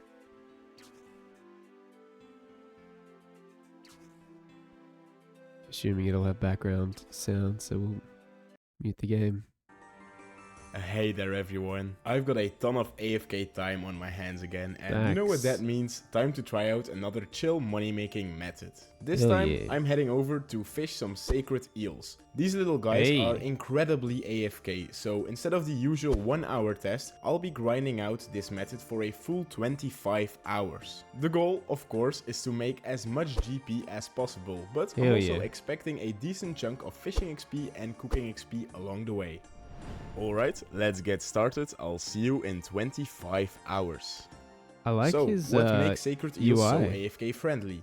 Once your inventory fills up, you can just use a knife on the eels to turn them into Zulrah scales. Oh, why Since the scales stack, there's no need to bank. You can literally stay here at the fishing spot forever. According to the wiki, this method can bring in up to 400k per hour, which is pretty solid for something that barely needs your attention. Although keep in mind that this assumes level 99 fishing, which I do not have. Of course, a method like this doesn't come without any requirements. First off, you'll need to have completed the Regicide quest to access the Zul'Andra. You'll also need at least level 87 fishing to catch the eels and level 72 cooking to extract the scales. And before you start fishing, make sure you have a quick chat with the High Priestess in Zul'Andra to unlock the method. To get to Zul'Andra, you've got a couple of options. If you have level 76 agility, you can use the fairy ring code BJS. or you can just take the charter ship to Port Tyrus and run the rest of the way. It doesn't really matter since you can literally stay here for hours. Now for the gear setup, there's not much special since this is a fishing method. You'll need a fishing rod with some fishing bait at the bare minimum. If you have the angler's outfit, of course bring that for some extra fishing XP. A dragon harpoon can be used for the special attack to boost your fishing level, and lastly a Rada's blessing can be used to have a chance at obtaining double loot. Here I am, 1 hour in, and so far the XP per hour is looking good, with both fishing and cooking being over 20,000. But the most important part, 400k profit in just this 1 hour, so it's really looking good. Something else worth mentioning is that the amount of scales you receive per eel scales with your cooking level. You can see this clearly on this chart. This means that even though I'm not level 99 fishing, I'm still getting the most out of every eel that I fish since I'm level 99 cooking. Oh, he's got the flashing screen thing. We can see that the rates are staying pretty consistent. The Zoro scale stack is at least his is red and not lime green. Already up to 2 million, which is really good actually. A little over 8 hours in, I managed to get myself a fishing level, which is of course always nice. Here I made one last clip at the halfway mark, but I think at this point everyone gets that this is pretty consistent, so let's not waste any more time and let's skip to the end. Alright, and look at this, the timer has hit 25 hours, which means that the challenge is now completed.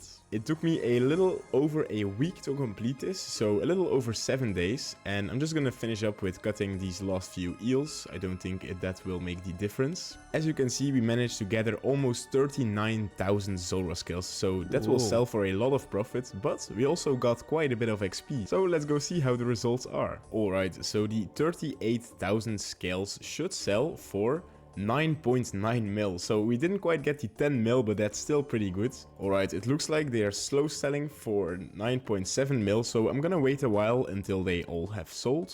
And there we go, only took a couple of minutes, so now we are left with 9.7 mil. The supply cost is negligible, so that means we're left with a profit of close to 9.8 million. Not only did we get this nice profit, but we also got ourselves 550,000 fishing XP and 670,000 cooking XP. Over 25 hours, all this averaged out to around 391k. What level do I need to be to start doing it? GP per hour, 22k fishing XP per hour, and 26.8k cooking XP per hour. 50 million gold, 87. Not bad. Okay, that so was all for today, guys. Thank you so much for watching. 70. Don't forget to subscribe if you want to see more like this, and I'll see you in the next one. Bye. The time will come. The time shall come.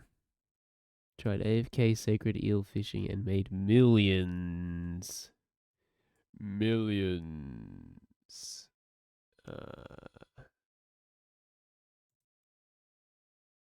Oop. And oop.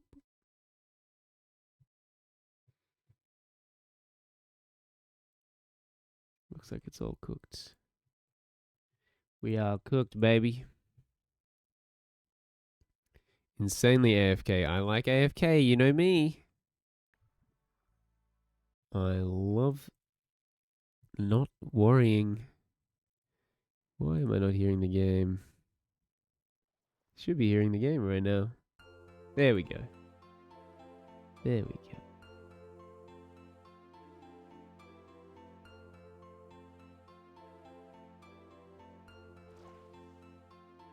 So how was your anniversary? Old school and Glace. Did you do something nice? Don't ask. Does that mean it wasn't good? Okay, I take it back. So life's good. RuneScape's great. We're catching fish. My bad, homie. Fishing eels. Oh, does this mean that you don't really want to be chatting? Because you got to be locked in on the eels. You got to lock in on the eels, bro. Nah. Pretty AFK. Changing subject. Facts, bro. Life's good. The swordfish, you know, we're getting some swordfish, we're getting some tuna. We only burnt 2 last time. I had one, I think it was the last stream where I didn't burn any. That was pretty cool. And then the one after that I burnt quite a few. But we getting there. We getting there.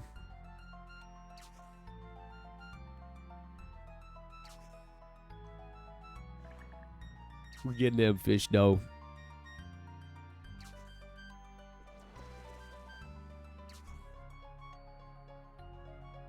About to get them fish though.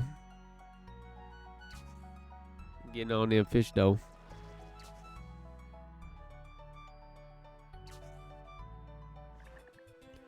Good times, great classic hits. Great classic fish. Old School says, I started like 2 hours ago and have 600,000 gold from the eels. Wowza. It's a lot of gold. Yeah, it sounds like that's what I'll be doing once I hit level 87. I think we're still sitting on like 70. Could be a little while away.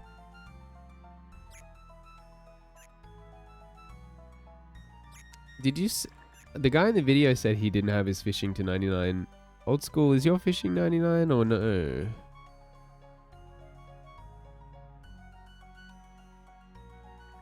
What level's your fishing? The fishing. You gotta do the fishing. 87. Oh, true. You just hit 87. You just hit 87. So how long is it gonna be till I hit 87?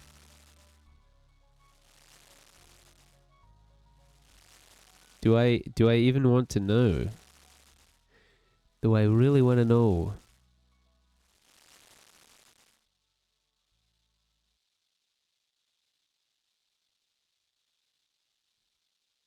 Oh, okay. You didn't used to focus on fishing. You do like one skill at a time. Fair. But you do fish and cook, no? I think it's cool to do 2 at a time. Fish, cook, fish, cook. Fish, cook, fish, cook.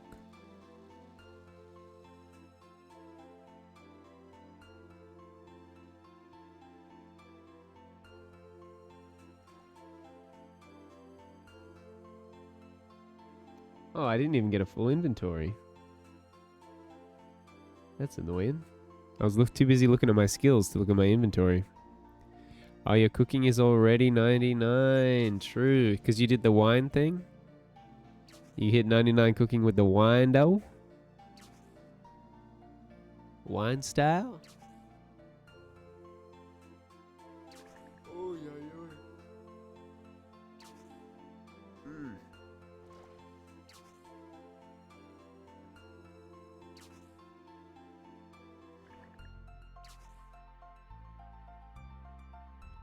You did wines and got some passively from other stuff. True.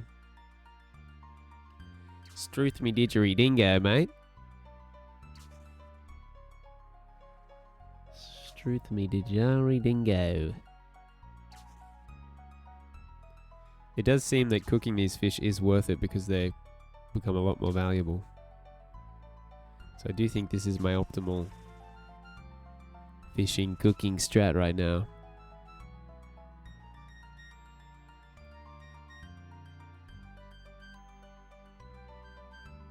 Given that I don't want to do Temporos, the overly complicated and stressful fishing minigame.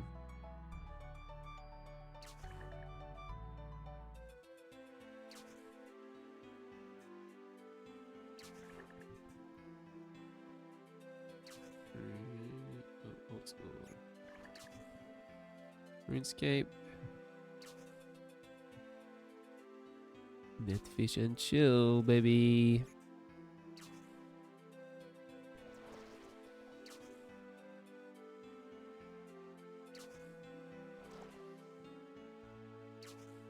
Hell yeah, brother. Hell brother. So, old school, what kind of things do you do while you fish? I think you've mentioned that you watch videos. What else do you do while you fish? I find myself feeling like I could do another thing. Another thing.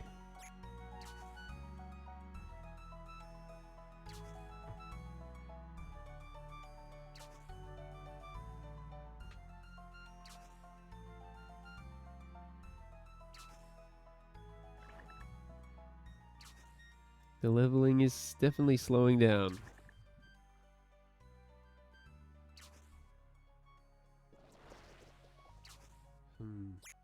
So Jacob, you're at the point where you'd rather do eels than temporos, I guess?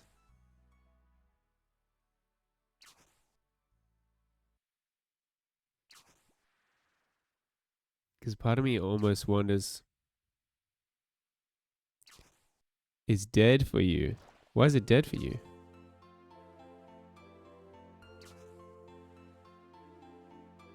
Oh, and there's still rewards. You got all the drops you needed from Temporos, so you have the barrel.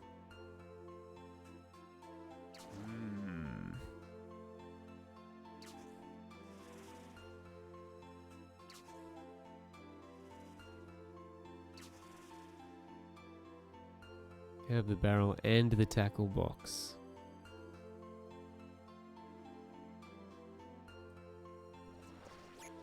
Very interesting. And now I've hit 87, so I don't even need the barrel ever again. Why does hitting 87 mean that you don't need the barrel?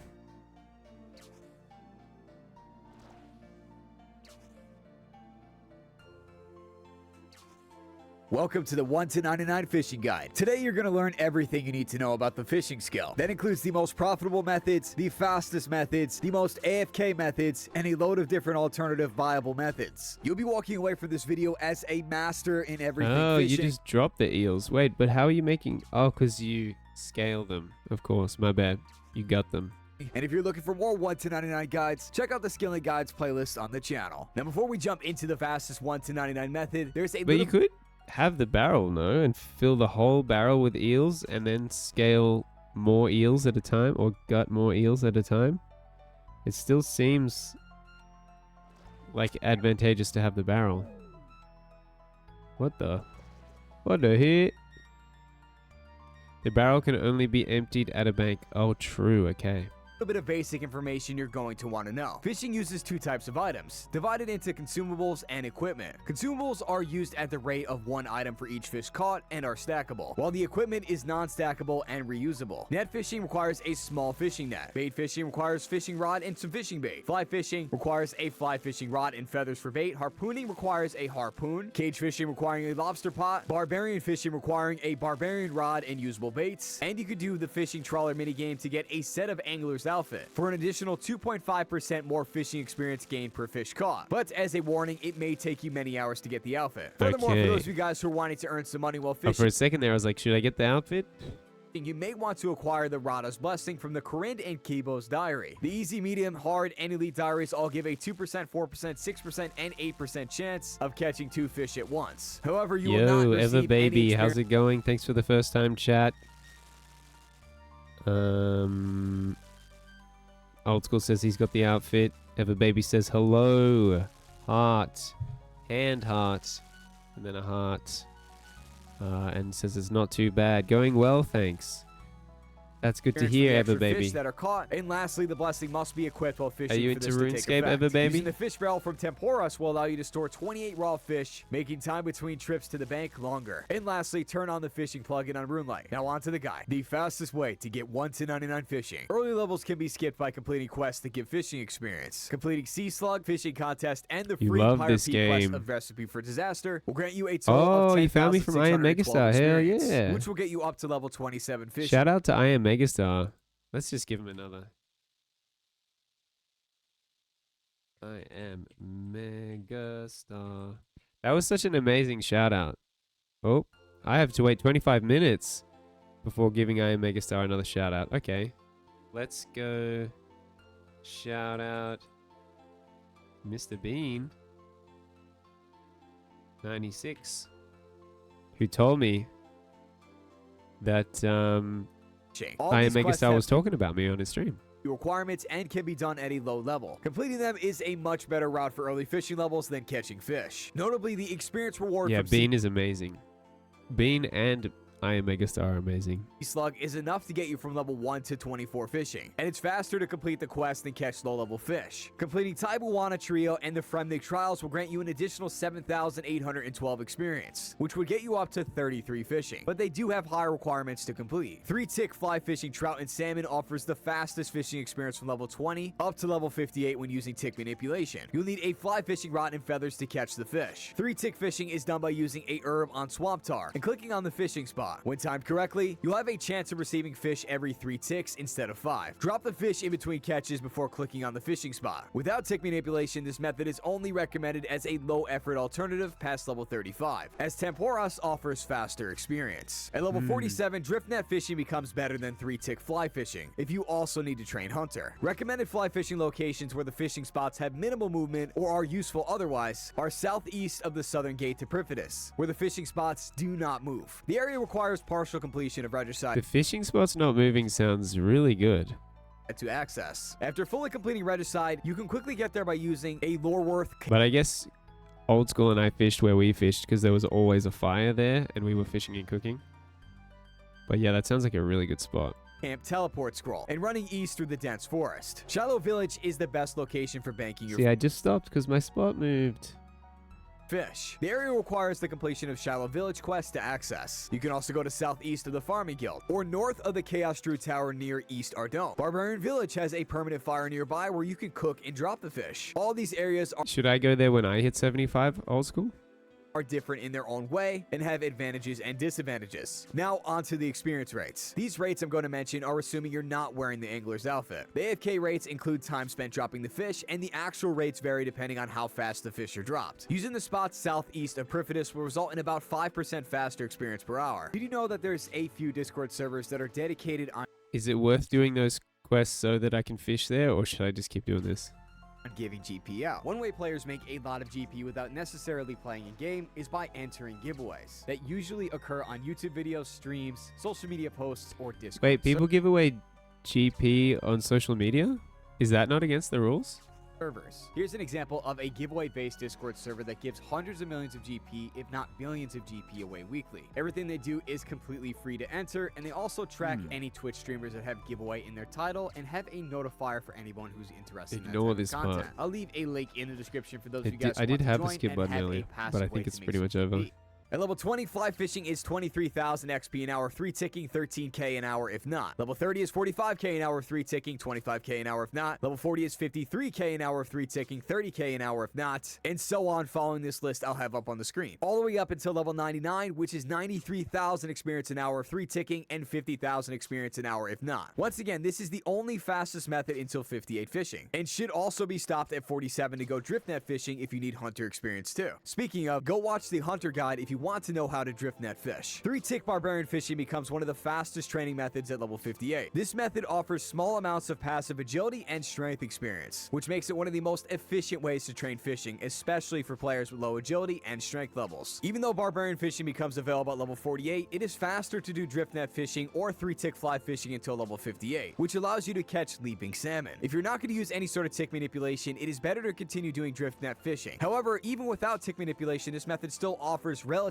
fast experience at low effort, which can be useful. You must complete a portion of barbarian training to be able to catch leaping fish. Having level 30 agility and strength is required for catching leaping salmon, and level 45 in both for leaping sturgeon. You also need suitable bait such as feathers and a barbarian rod obtained from Otto's Grotto. Now, if you're doing tick manipulation, you'll also need certain items to create a 3-tick action, such as herb and tar or a knife, antique, or mahogany logs. The best spot for barbarian fishing is at the pond next to Otto's Grotto. You can quickly get there by using a games necklace or grouping teleport to barbarian assault. I'm gonna be honest, I don't really understand what 3-ticking is. and running southwest. The most basic method for 3-tick fishing Nope. is to drop the fish between catches. This can be done by starting the 3-tick cycle, dropping the fish using shift drop, and clicking on the fishing spot. This requires accurate clicking and some practice to perform consistently, but it is more efficient than dropping a full inventory. looks intense. There's also cut eat or eat cut fishing as a more advanced or slightly more click intensive method. Having at least 80 cooking is recommended for 100% chance of successfully cutting leaping salmon and sturgeon if using Got this 72 method. Cut eat cooking. fishing is done by starting a 3-tick cycle with a herb and tar, cutting the fish with a knife and eating the roe or caviar to tick manipulate. When you run out of roe/caviar to be eaten and fish to be cut, use herb and tar to continue the 3-tick cycle. The benefits of this method is that it provides some passive cooking experience. It does not require you to drop the fish, and it is slightly cheaper due to fish offcuts also being produced, which are used as bait over the feathers. However, it is less predictable due to randomness being involved, which may take some time getting used to. It is also This is an ad, or is this you? This is me on behalf of Mega. Yeah, I'm not an ad. I'm a real human. Hey, Megastar, what's up?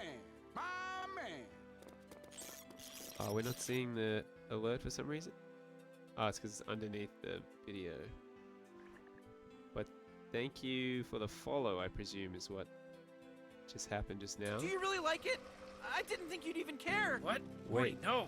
I love it. Oh. You did the most important thing. You bought something. What? You bought something with money. Couple of cheers from God, Young Hit. love Thank you, money Young Hit. So much, Morty. You being sarcastic? Merchandise, Morty. Your only purpose in life is to buy and consume merchandise, and you did it. You went into a store, an actual honest-to-God store, and you bought something. You didn't ask questions or raise ethical complaints. This is an ad. You just looked straight into the bleeding jaws of capitalism and said, yes, Daddy, Oh, Ever please. Baby. And I'm With the so proud of you. cheers. I only wish you could have bought more. Heck yeah. I love buying 5 things so cheers from much, Ever Morty. Baby. Are you? Do you need to go to the hospital? I love you, Morty. Give Grandpa a kiss. Give Grandpa a kiss. The only thing is Lips this if you thing's want. gonna play it Whatever you're immediately. comfortable with. Some cultures do that. That was sweet. Thank you. I love you. You're my little buddy. Okay. Let's watch some interdimensional cable. I'm keen for a collab for sure. Do you really like it? I didn't think you'd Alright. even care. What? Oh, yeah, let's not do that again immediately. But thank you. Thank you both very much. I'm very keen for the collab. Very keen for the collab. What kind of stuff do you normally do, Megastar? Because I watched the birthday stream, it seemed to mostly be chatting. And that was very good. I was very impressed. And I was impressed with the clothing that you make as well. That was very cool. And I noticed you were in the Fortnite category, so I guess you play Fortnite. I haven't really played Fortnite for a long time. I'm trying to think how long it's been since I played Fortnite. It's been a very long time though. Like maybe it was in 2019 I played Fortnite. That was like 6 years ago, and I played it on my Switch, and I died, and the 2 people on my team were very mean to me and made fun of me a lot. Appreciate you, Ever Baby.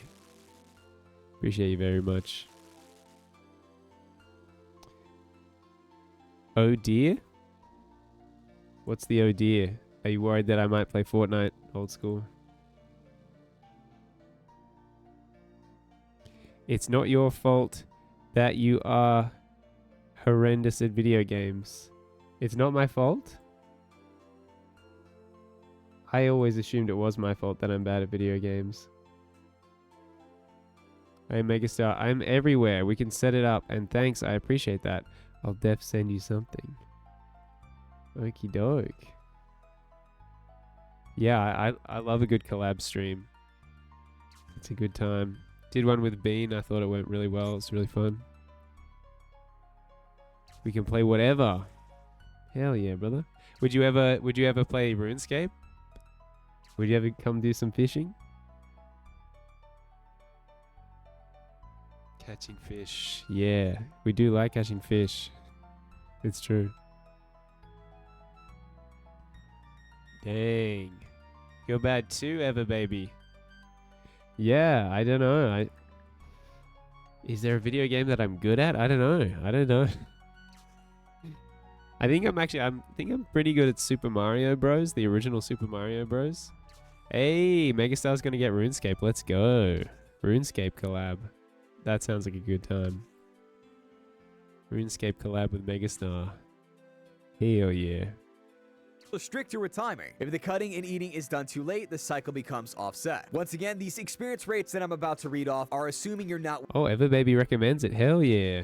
wearing angler, and both rates are dependent on how fast you drop the fish. At level 48 fishing, you'll get 23,000 fishing experience an Appreciate hour you guys. without tick manipulation, or 41,000 experience an hour with. At level 58, you'll get 37,000 fishing experience an hour without, and 68,000 XP an hour if you are 3-ticking. At level 70, you'll get 48k fishing without, and 90,000 if you are 3-ticking, all the way up to level 99, where you'll get 57,000 fishing experience an hour without tick manipulation, or a whopping 108,000 experience an hour if you are. From level 71 to 99, 2-tick harpooning swordfish and tuna in Piscarelius offers the fastest fishing experience in the game. Tick manipulation must be used for this method, as without it, the experience will be a lot slower and this method would not be worth doing over the other methods. This method is comparable to 3-tick barbarian fishing in terms of overall efficiency when using the crystal harpoon, assuming you have high agility and strength levels. Those of you who have a low agility or strength level benefit more from the passive agility and strength experience gained from barbarian fishing, so it may be better to train with barbarian fishing in general. However, shout out to Everbaby. Look at this channel art. Oh, doesn't seem to want to load. Look at that profile picture.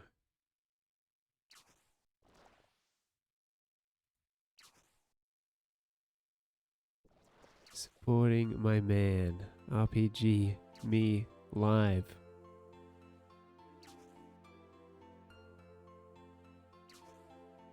OMG, I say that to people and they're like, oh, Mario, lol. I love Super Mario Bros. Tick harpooning is the fastest method on average of obtaining the Heron pet, which can be desirable for some of you. The fishing spots for 2-tick harpooning are located in the northwestern part of Piscarelius, just west of the bank. You can quickly get there by using the Fisher's Flute teleport and running northwest. Now, to do this method, you must be attacked by 2 rats attacking 2 ticks apart. After setting up the rats, the only clicking that must be done is clicking the fishing spot on the ticks that a hit splat appears on your character. Using the crystal harpoon is strongly recommended here, as it has a higher catch rate compared to the dragon or infernal harpoon. Experience rates are incredibly high for this method. At maximum... And your man is RPG Me Live? But they are trying to get you to stream. I think you should stream. Shout out RPG Me Live. Oh, 22 seconds before the next shout out. Alright. Efficiency, it is possible to gain up to 135 to 138,000 experience per hour at level 99 when using the crystal harpoon. Those of you who are using the infernal harpoon can expect to gain around 20,000 to 26,000 passive cooking experience an hour doing this method, depending on your fishing level. Assuming you're using the best possible harpoon, at level 35, 2-tick harpooning is 25,000 experience an hour. At level 50, it's 60.7 thousand experience an hour. At level 61, it'll be 79.9 thousand experience an hour. At level 71, it'll be 101k XP an hour. At level 85, it'll be 116.9k XP an hour. And lastly, at you, Megastar, Mr. Bean, y'all are the best. level 99, it'll be a whopping 132.8 thousand experience an hour. And to recap this entire section in brief terms: quest, then fly fish until 58, or 47 if you're drift net fishing to 99. Then at 58 fishing, do 3-tick barbarian fishing until 71, and then 2-tick harpoon fishing until 99 for the absolute fastest experience in fishing. Now that's some extremely fast experience, but what about the most profitable way to 99 fishing? To be honest, fishing doesn't have a lot of profit in it at the early levels. So from level 1 to 65, do whatever fishing method you enjoy. From 65 fishing to 82, catching Carabon offers slow experience, being roughly 30 to 45,000 experience an hour, but it requires a low amount of effort and nets you 234,000 GP an hour. This method requires completion of Taibuana Trio. As the Carabon fishing spots do not move, an entire inventory of fish can be caught without needing any intention. Carabon are caught with a Carabon vessel and raw Carabwani. Raw Carabwani can be caught northeast of the ferry ring CKR using a small fishing net. The Carabon fishing spots are located just north of the ferry ring DKP. Banking can be done by simply using the ferry ring to go to Xanaris Bank and running back, using Karamja gloves 3 or 4, or just use the ferry ring code DJR to the Chasm of Fire and use the bank chest 30 tiles to the east. Additionally, obtaining the fish barrel from Temporis allows for double the amount of Karambons to be caught in a single trip, increasing the time you can AFK to 3 to 4 minutes depending on your fishing level. From level 82 to 99, catching minnows offers relatively slow experience, but it provides decent profit. This can be done at Kylie Minnow's fishing platform in the fishing guild, which requires level 82 fishing, completion of the quest fishing contest, and having full angler's outfit. Minnows can be exchanged for noted raw sharks, which which can be sold for profit. Minnow fishing spots move clockwise every 15 seconds. In addition, a fishing spot will occasionally spawn fly fish instead of providing minnows. Fly fishing will eat 20 minnows directly from your inventory, as long as you keep fishing there, forcing you to move to another spot. A flying fish will only appear after a fishing spot is changed, and will continue to eat your minnows until the fishing spot changes position once again. Before we get into the XP, know that a Rada's Blessing increases minnows per hour by 2% per tier of diary completed. But we will be covering the no blessing experience 73, rates. let's Level go. 82, it's 40,000 fishing experience an hour and 250k GP profit an hour. At level 85, it's 43,000 experience an hour and 292 gold an hour. At level 90, it's 45k XP an hour in fishing and 335 gold an hour. At level 95, it's 48k an hour in fishing and 378,000 gold an hour. Go follow RPGB Live. Lastly, at 99, it's 56,000 Yo, Darksparks in the house. What it do? How are you? experience an hour and a nice 430,000 GP profit an hour. Now, there's also many different alternative methods you can use that are extremely viable to level up your fishing. Lobsters. Catching lobsters This video is a bit out of date. Sharks are worth like way less now. True. at Catherby from 40 to 76 fishing is an extremely low effort method of training. Completion of Family Crest is recommended before using this method. The benefits of catching lobsters at Catherby over other methods is that the range is 1 to 2 clicks from the fishing spots, which is 1 click from the bank, which is 2 to 3 clicks from fishing spots, leading to a round trip of caught, cooked, and banked lobsters, totaling at 7 clicks plus clicks due to the fishing spot location changes. As the fishing spots are cage and harpoon, each location change saves 1 click over tuna and swordfish. The disadvantages of this method are slow experience rates and higher burn rates due to the lack of Hosidius range bonus. Usage of cooking gauntlets is recommended to compensate. With minimal attention and cooking, around 15,000 experience an hour can be expected at level 65 fishing, as well as up to 19.5k an hour of cooking experience. Swordfish and tuna. At level 75 fishing and 85 cooking, you can start using an infernal harpoon to fish swordfish and tuna in the fishing guild. The close proximity to a bank and the invisible +7 fishing boost make this spot the best place for this method. This method is noticeably more AFK than monkfish fishing, since the spots move less often and are closer to each other. Moreover, with the infernal harpoon, your inventory will fill up more slowly than with other harpoons. However, the profit It's a video called A Complete 1 to 99 Fishing Guide, like level 1 to level 99 fishing guide. is lower than monkfish fishing, since you must recharge your harpoon every 5,000 uses. You can gain around 35,000 experience per hour at level 75 and 42k experience an hour at level 99. Infernal eels. At level 80 fishing, you can start catching infernal eels. Within the city of Mor Urek, a fire cape must be shown to a Tazarket guard to gain access to Mor Urek. This does not consume the cape, and infernal eels can be smashed open using a hammer to extract 10 to 20 tokal, 1 onyx bolt tip, or 1 to 5 lava scale shards. Per eel, the estimated profit is 524 GP, not counting the estimated value of your tokal We about to hit 71.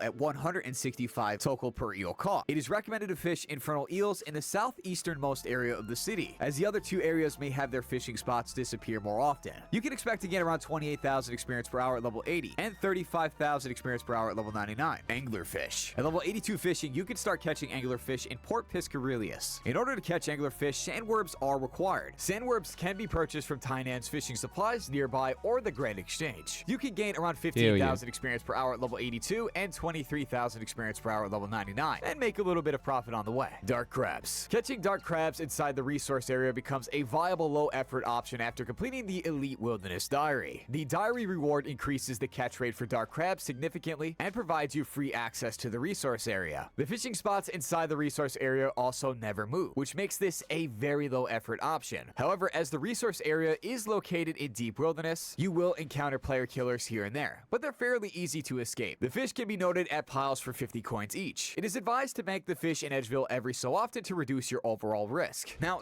I think the problem is I feel like I don't take this information in. I feel like he says so much stuff. I feel like, for me, I think it's just going in one ear and out the other. Have a good chance of escaping PKers. You should wear a cheap defensive gear setup while bringing 3 to 4 expensive armor pieces so you can protect them without sculling up. You also are going to want to bring a few Saradomin brews along with super restores. You can optionally bring a lockpick and escape using the nearby magic axe hut. And as an extra little tip, if you equipped an imbued ring of wealth, it will increase the chance of you obtaining clue bottles while fishing here. Now, if you don't really care about profit, you could simply drop the fish and risk nothing. Having spare wilderness swords and the Edgeville respawn is recommended if you're doing this method, as you can expect to eventually get PK'd. Dark crabs can be 2-ticked by using the Runite golems and Darkspark says, I'm listening, but I'm not listening. After he fishes, whatever he's saying, I forget it. in the area. This increases fish caught per hour, but requires much more effort. Tick manipulation Yo, is Dark only Dragon recommended in for the those of you who house. want good profit along with Dark Dragon 286, how you doing, my man? relatively fast experience, as 2-tick harpooning offers faster experience overall and does not involve you having to deal with PKers. You can gain around 40,000 experience per hour without tick manipulation here, or you could choose tick manipulation and gain Yo, just got off 120 to work. 120 Just got off work at Beer Nose Pizza. 25k experience per hour, increasing your experience rates by a lot. Sacred Eels. At level 87 fishing and partial completion of the Regicide quest, you can catch Sacred Eels. At Zolarandra, giving You have lemons? 105 experience per Sacred Eel. With a cooking level of 72, the fish can be Not gonna lie, I could go for some pizza too. dissected with a knife to extract Zulrah scales. Dissecting the fish can give 3 to 9 scales and 109 to 127 cooking experience each. Your cooking level affects how many scales are received when they are dissected. With a cooking level in the mid-80s, you can expect to average around 5 scales per fish. And at a cooking level of 96, you can get around 7 scales per Oh, fish. wow. You'll gain 21,000 fishing experience per hour at level So you could say it scales. 90 fishing, increasing to around 23,000 experience per hour at level 99, and bringing in some profit as well. Aerial fishing. Aerial fishing is only useful if you want fishing in Hunter XP and Is it what I think it is? Is it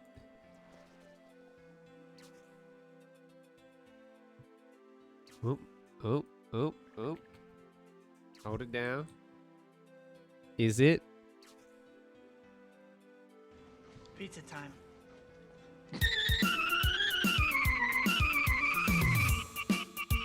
I don't know about this, but I just like when he says pizza time.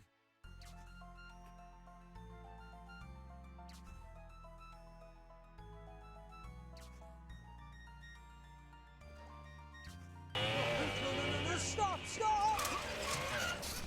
Parker, you're late, man. Always This late. is classic. I'm sorry, Dude, Mr. Spider-Man Simpson. 2 is probably the second best film ever made.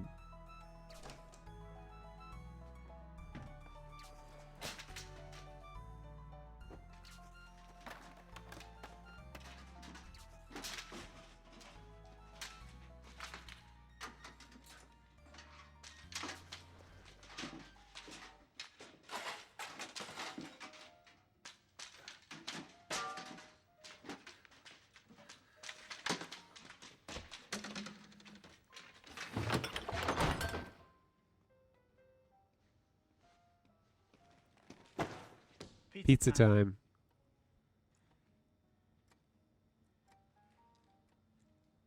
You're late. I'm not paying for those. What a guy. What a great guy.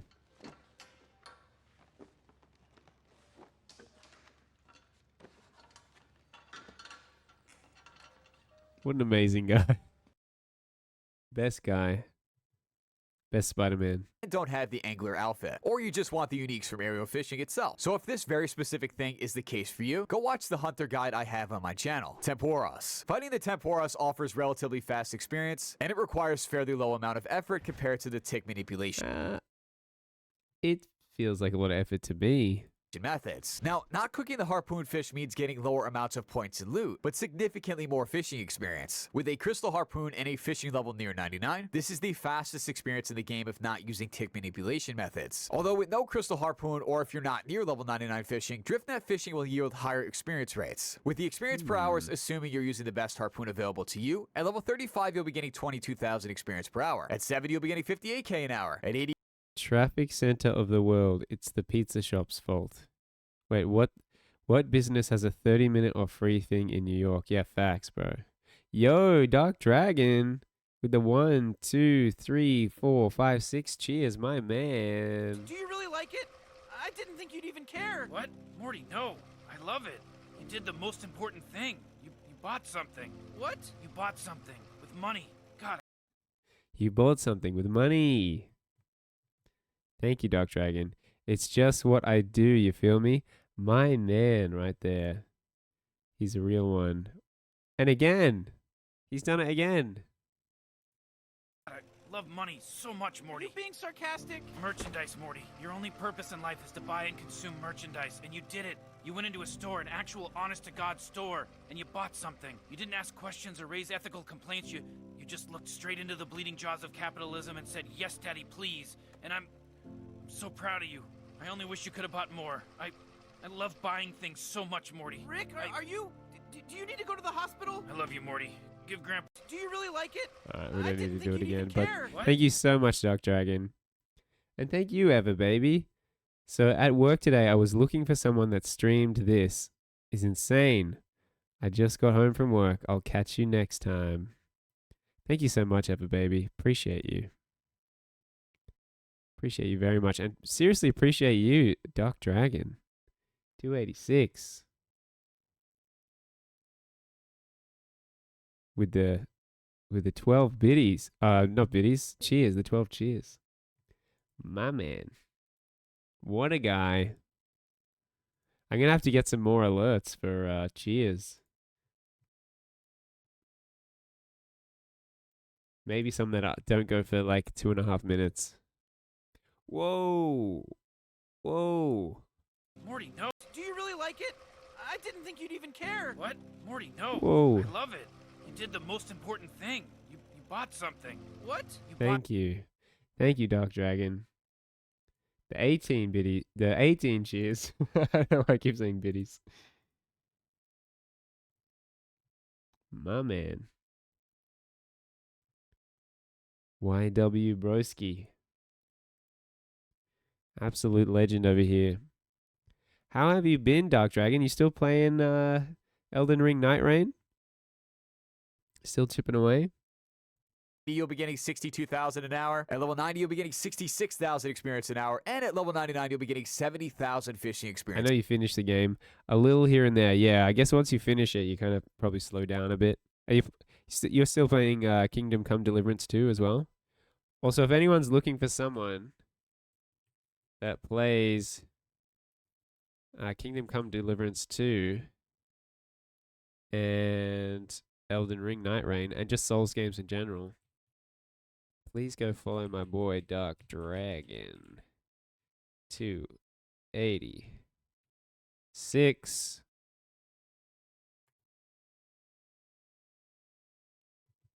My man right there. It's an hour. Monkfish. Catching monkfish at the Piscators fishing colony offers relatively slow experience, but it requires a low amount of effort. To catch monkfish, you must have completed Swan Song and have a small fishing net in your inventory. At level 62, it's 35.8k XP an hour and 58k GP an hour. Level 70 is 37k an hour and 60k GP an hour. Level 80 is 38.5k XP an hour and 63k GP an hour. At level 90, it's 40,000 fishing experience an hour and 65,000 GP. And at level 99, it's 42,000 experience an hour and 68,000 GP an hour. Congratulations. You're now And a welcome master back. at the fishing skill. And be sure to check out every other 1 to 99 guide on the channel. Oh yeah, and Hell yeah. subscribe to help us become the #1 place for the Hell old yeah, school bro. RuneScape community. I'll see you guys on the streams. Gee, I don't know what I remembered from that. I mean, I definitely remember seeing the different levels of harpoon, and the crystal harpoon being the best one, and there's like an infernal harpoon, and maybe I'll be able to get those and use them at some point in time. I don't know. Hopefully I can just get them on the GE. I don't know. I don't really know what else I learned from that. That there's a place where the fishing spots don't move.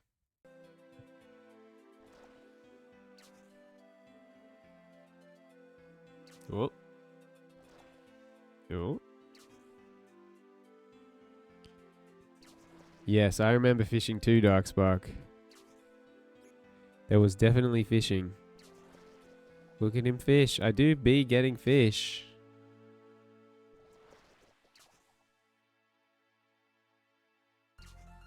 We're about to hit 71. I look forward to getting these sacred eels, though. Getting that big money. That big fish money. Everybody want that big fish money, though. Everybody trying to get that big fish money. Everybody trying to reach inside my pockets and steal my big fish money. And I'm not going to let them. I'm going to protect myself with self-defense. I regret that. I regret that joke immediately.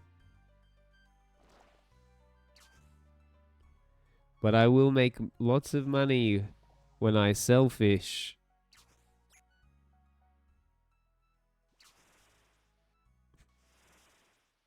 $1 million gold made. Wow. How long did that take? I feel like that wasn't that long. A lot of gold. A small loan of 1 million GP.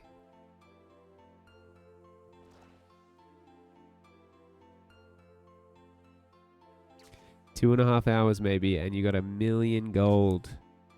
Mate, keep doing that. You might be one of these people that pays off all their debt with the RuneScape money. It's low money, but low effort. So what's the best way to make the most money the quickest? What's the secret? Bossing can make 5 mil an hour. What?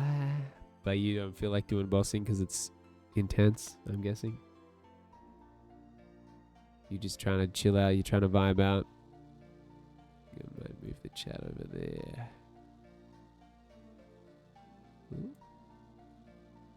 You want to AFK? Facts, bro. What are you doing while you're AFK?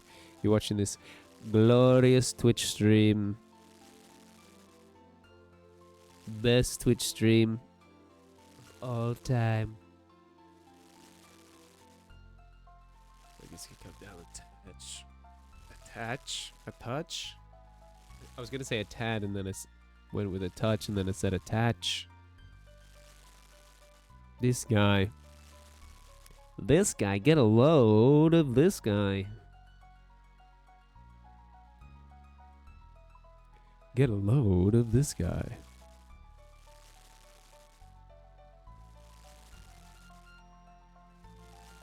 Dude, it was so funny when I Am Megastar said that I look like Farquaad.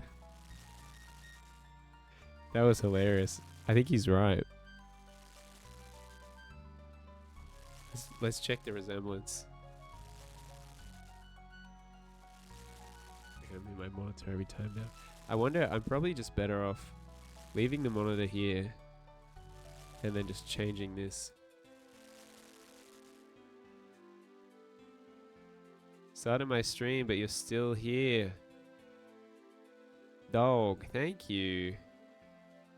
Thank you, Dark Dragon. Appreciate you. Appreciate you, brother. I hope they appreciate you at Beer Nose.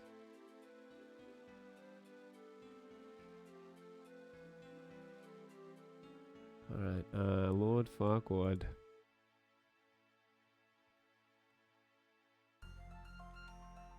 This is me, guys. Although I don't have that chin, though. I do not have the chin. I don't have the evil eyebrows. Oh, they do appreciate you. That's good.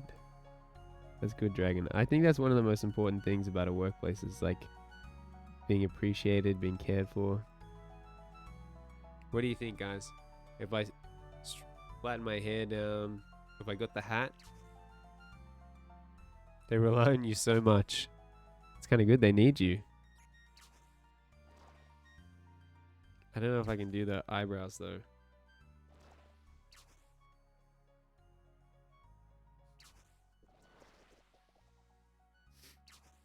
What do we reckon? What's the resemblance level out of 10? Most paid person that's not a manager based? Because I feel like being a manager kind of sucks. It's a lot of responsibility. So to just be the most paid person that isn't a manager, I feel like that's where you want to be. It's where I'd want to be.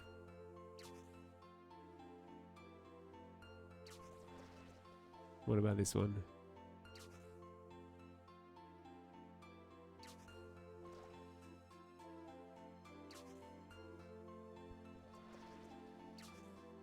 DBZ asks music. Should probably mute the game before we listen to this DBZ ass music. Old school RuneScape soundtrack on Oh Rats. I see what you mean. The bass.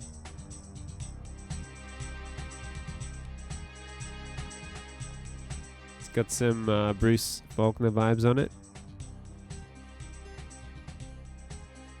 Yeah.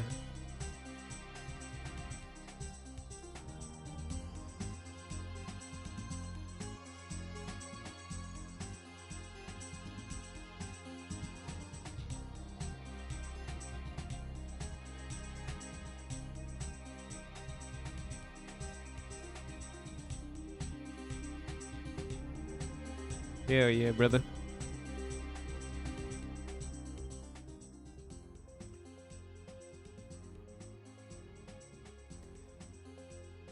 The Room of Spirit and Time music.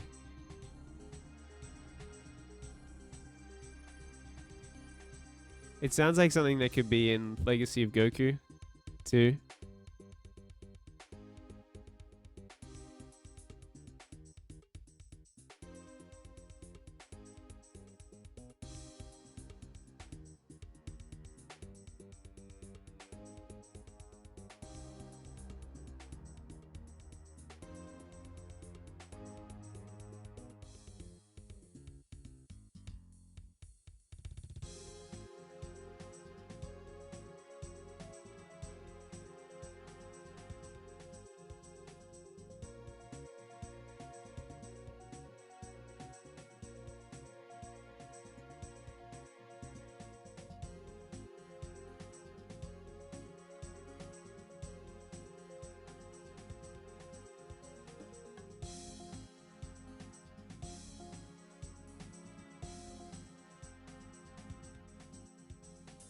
I'll play the DBZ one next.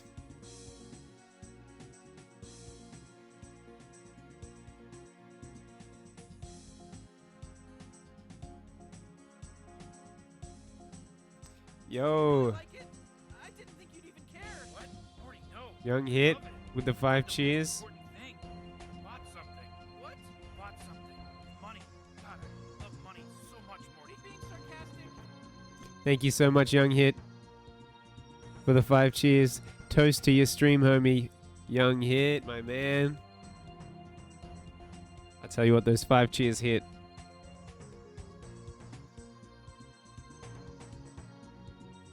Shout out to Young Hit, baby.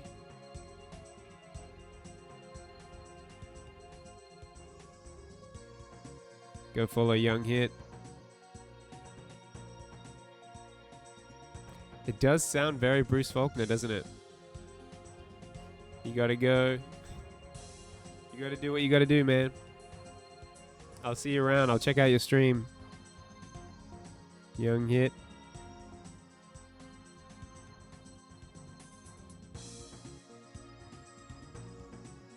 Dude, you got a good setup. Followed you, Young Hit. Rocket League. True, I love Rocket League, bro. I freaking love Rocket League. You got the follow. Yo. 5 more cheers. Hell yeah. I don't know why it doesn't have the sound. I am Megastar is gifting 1 tier 1 sub. First gifted sub in the channel. Whoop whoop. Thank you for the gifted sub, Megastar. The homie's just showing the love today. My man. Dude, Purple Nurple's in the house. Bro, everyone's showing up today. For real, dude. How you doing, Purple Nerp? Oop.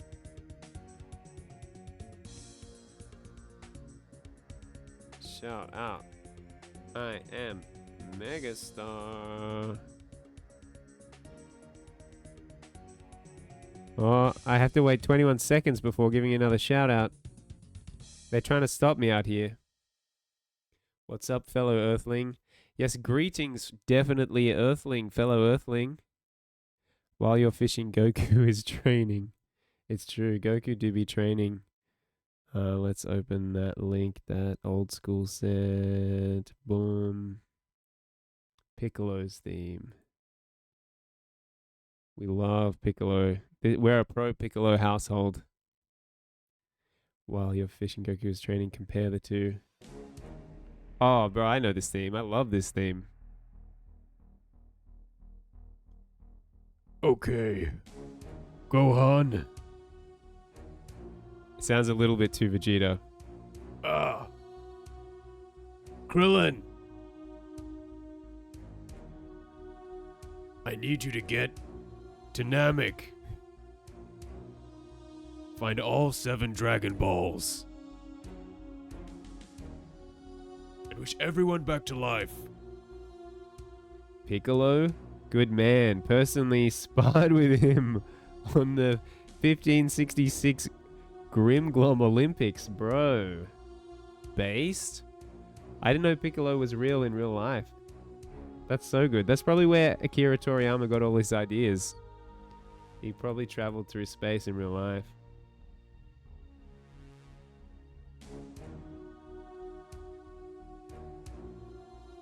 Is it not just all synths?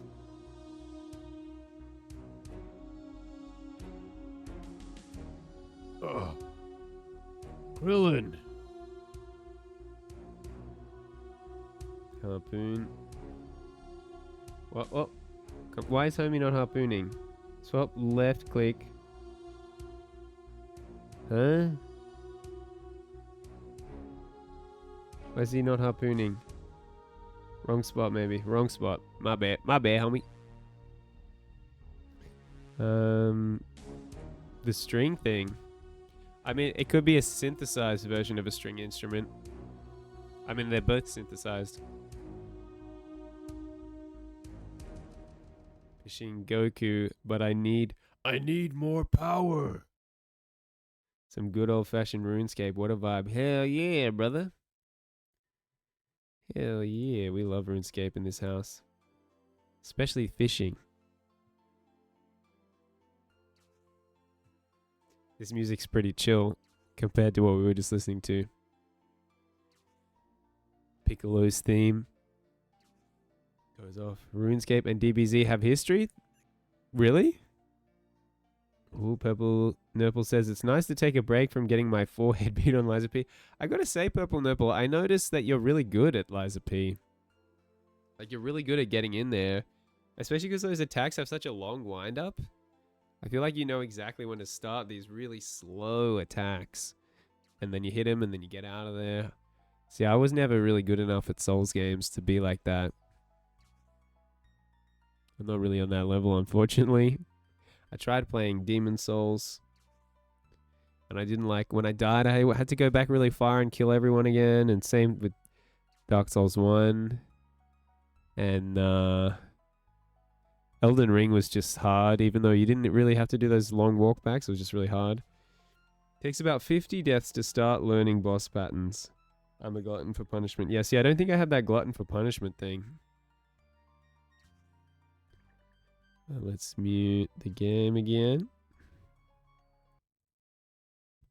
Confrontation. Legacy of Goku 2. Let's go. Oh. Vegeta! Ha! Kamehameha! Bruh.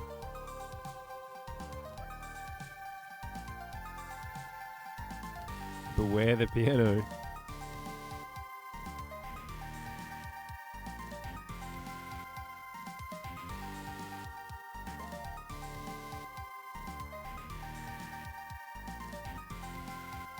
You pale in comparison to me, Kakarot.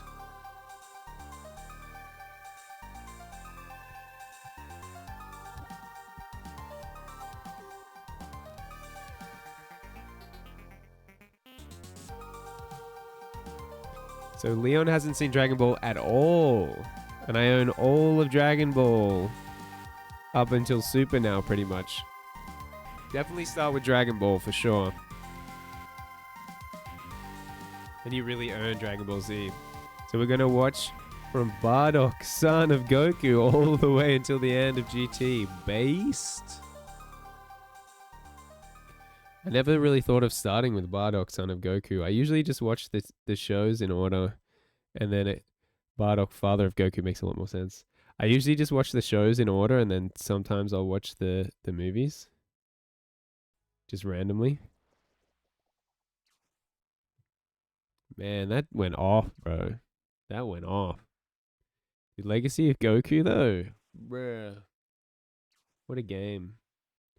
Legacy of Goku 2. Bardock is set way before Dragon Ball and its canon. Facts. Straight facts.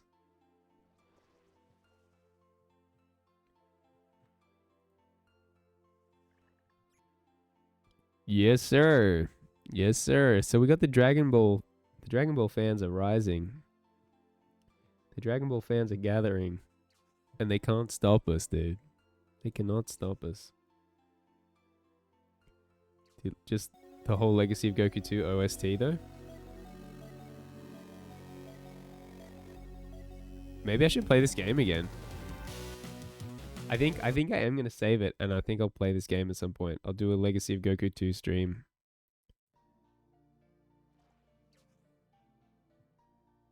Yes, sir.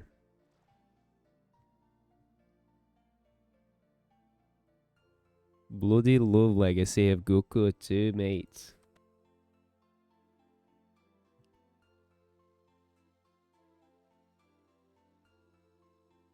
Legacy of Goku 2.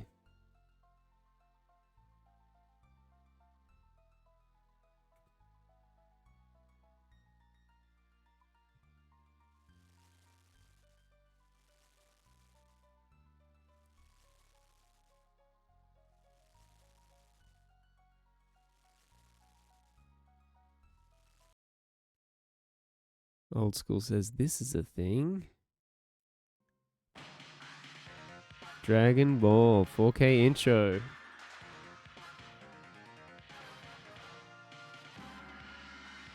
Find the Dragon Balls. Look out for them all. Gotta heed the call of magic Dragon Balls. Dude, I love film grain. Especially on old animation like this. It's gorgeous.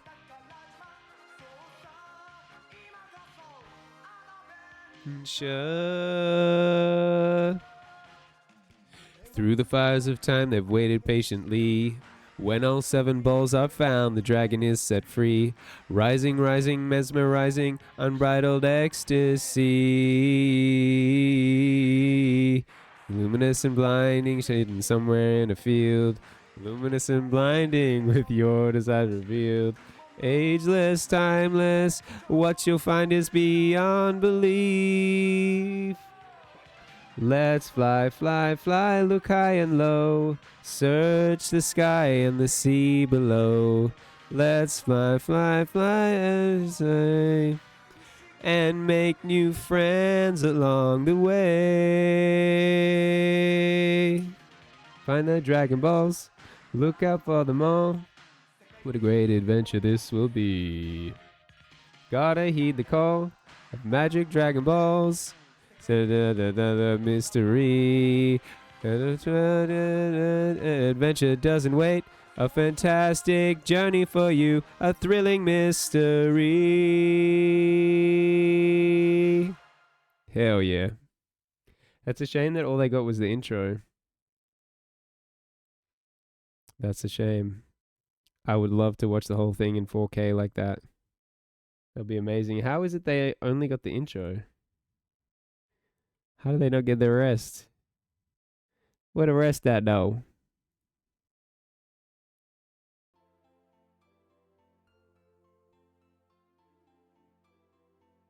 What they do with the rest though?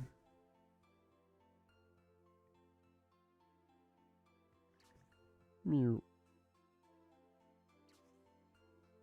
No. No. How is it that the only good release of Dragon Ball Z is the freaking Dragon Box DVDs, and to quote someone, the Dragon Boxes are rare as Dragon Balls? Yeah, facts, bro. Straight facts. Homie dropping the straight facts.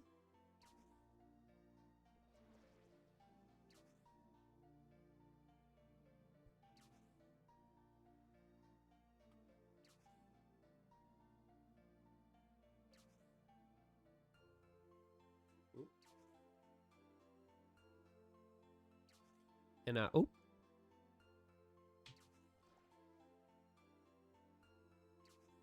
I need some water.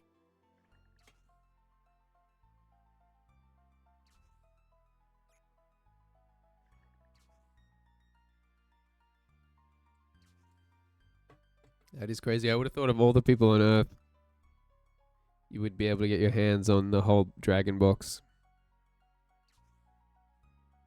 That is nutty.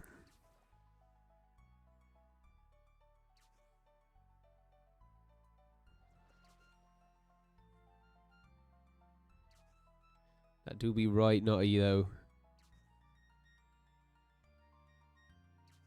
I'm sure you'll get him. Sure you'll get him at some point. You just keep hunting. You'll find old 7. One day we'll get a 4K film scan of DBZ. Oh, bro. Oh, brother. I look forward to that day. Do you reckon they intentionally don't release a good version of Dragon Ball Z so that people keep buying every version that comes out? And then one day, when no one's interested anymore, they'll drop the 4K. Would I buy the 4K Blu-rays of Dragon Ball Z? It wouldn't have HDR, would it?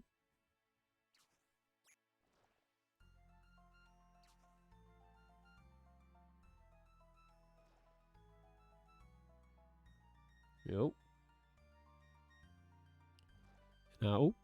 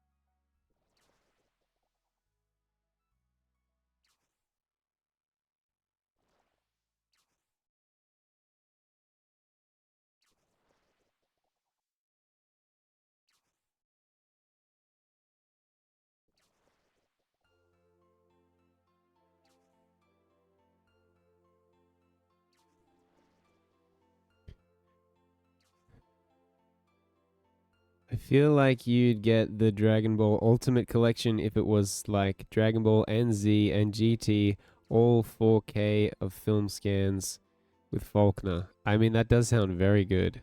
I did create a poll to see if people want me to play Legacy of Goku 2 or keep playing RuneScape. Keep fishing. It's up to you guys. I'll enjoy either one.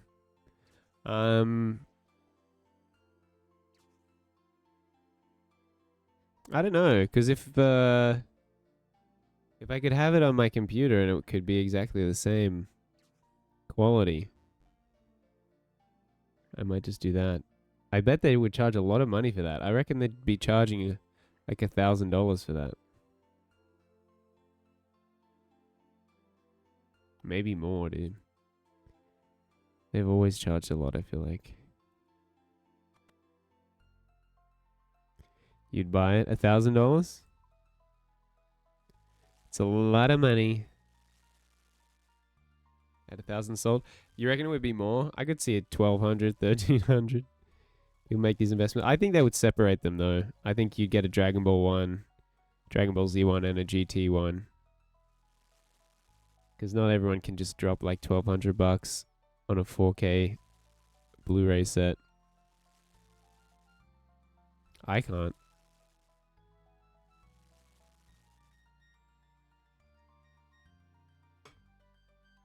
Definitely not in my current financial situation. DVDs are much easier to watch on CRT, and I like CRT for Dragon Ball Z. It's a good time. Yeah. I do think about having a CRT. I mean, I do have room for another screen now, by the way.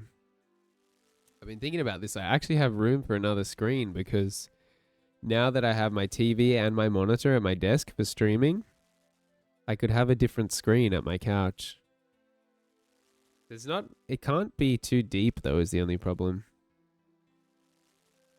There's not like that much room. Time for a CRT. It would have to fit. Whoa. Do you see that little side thing? There's like shoes for scale. There's my couch. That tiny little side table. There's a couple of side tables like that sitting in front of the couch. And they're not that deep. And I feel like the thing with CRTs is they're quite deep. So I don't know. And the thing is, I would kind of want a big one. I'd like to be able to really sit back, kick back and relax. The other issue is I don't have any disposable income. But not having the room was kind of the primary issue for a long time. So that's one step closer to potentially getting CRTs. CRTs are all front heavy, so the butt can hang off the back and it won't tip over. Found out about that yourself. They do be front heavy. Is the glass is like 4 inches or something? Someone said in chat the other day. When we were watching the video of that guy that made a real life Beyblade out of a gigantic circular saw blade. And he tried to see if it would cut through the CRT TV, but it actually did no damage to the CRT TV. The cathode ray tube television.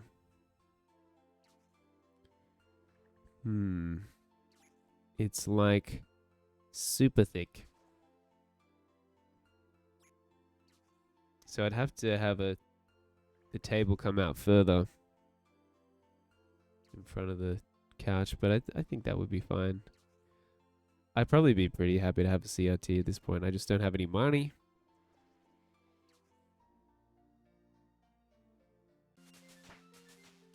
Yo, fishing level is now 71. Let's go. It happened. Members can now use crystal harpoons. Yo, should I get a crystal harpoon right now? Should I hit the GE and get a crystal harpoon? Can I get a crystal harpoon on the GE? You can get a small CRT. I want a big one where I can sit back and relax, you know? That's what I want. Did anyone vote? Keep fishing was the one vote. A crystal harpoon is like 30 mil. And you need to finish a quest. Oh.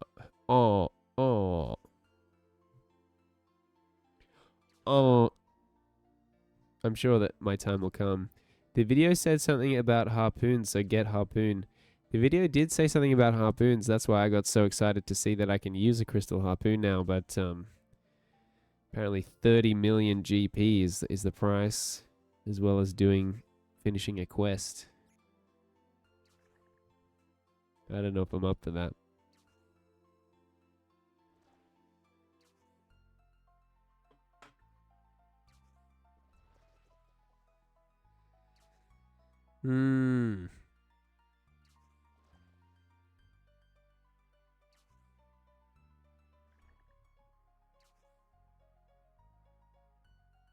It is a beautiful sunny day here.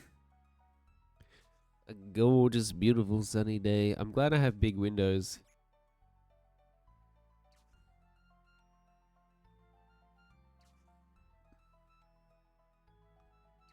Big, beautiful windows. Look at these ducks zooming around. These ducks be zooming around, bro. And they have decimated animation. Pretty sure everything does. Is it decimated, or is it just the game was made to be played at like 15 FPS?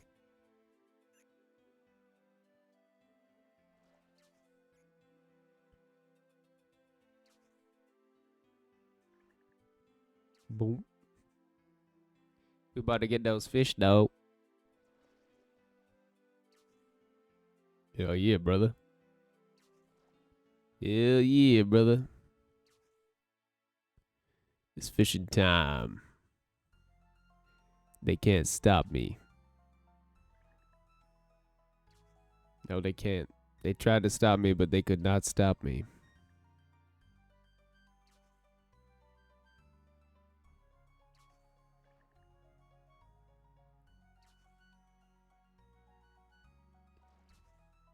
I'm surprised not to see any Mr. Wolf in the chat.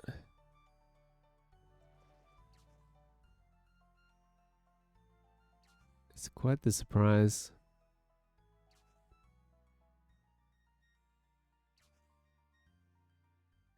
He must be doing something. What is London time? Oh, it's 3 a.m. That's why Mr. Wolf isn't in the chat. 3 a.m. is a good time to be asleep. We might see him in like 3.5 hours. Will I still be going in 3.5 hours? I guess we'll see. We'll see how we do. It would be a shame to have no Wolf, though. There ain't no time slot that pleases everyone, unfortunately.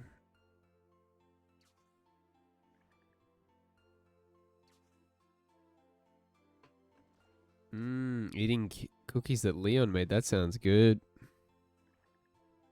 They choc chip cookies.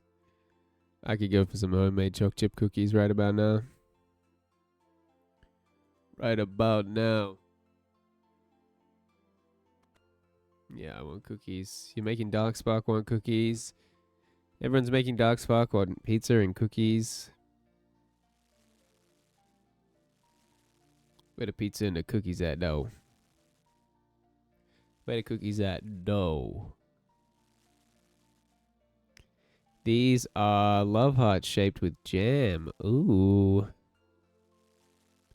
Hell yeah, brother.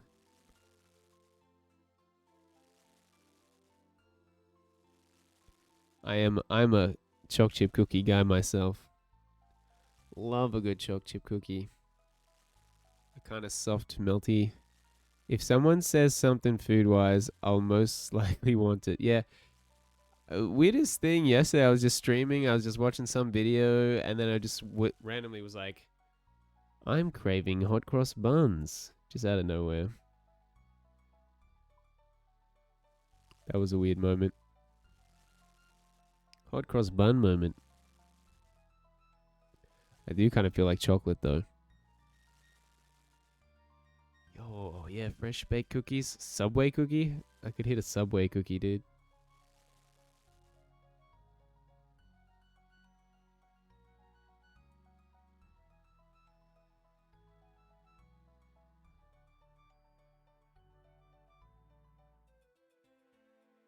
Glace, check your Discord DMs. Oh, these are the cookies.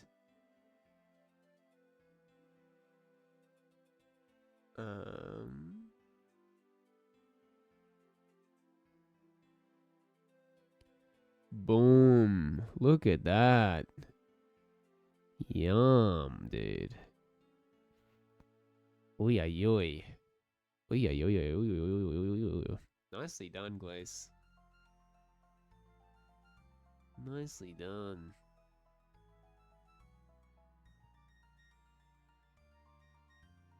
Do you want to see the first attempt? I would like to see the first attempt. I'm guessing the first attempt didn't go as well. They look almost perfectly done. I mean, maybe they're perfect. I don't know. They look pretty perfect to me. They look like they'd be soft. Are they soft? Didn't add enough flour. Uh-oh. Oh, they're so flat. Look how flat and sad the first attempt was. And kind of overcooked on the edges. Oh, womp womp. And they don't look heart-shaped. They look very sad. But look at that. If at first you do not succeed, try literally one more time and do it perfectly. Wow. That's pretty awesome. They are soft. One? Oh, I don't know. I assumed you did one failed one and then you did the good one, but maybe there were many attempts in between. That was attempt number 3. Okay, that makes way more sense. I think because all the information I had was the 2 photos. I just assumed it was attempt number 2 went perfectly, but my bad. My bad, homie. Attempt 2 has no jam. Ooh. Can we see attempt 2? Ended up crumbly. Aww. Yeah, you don't want crumbly. You fed attempt 2 to your dog. Never took a photo. Fair enough. Fair enough. I try not to take a photo every time I mess things up. Darkspark. If I was in an escape room, I would never get out. Me and Tent are playing some in Roblox. True. I should probably install Roblox at some point. It sounds like you're having a fun time over there.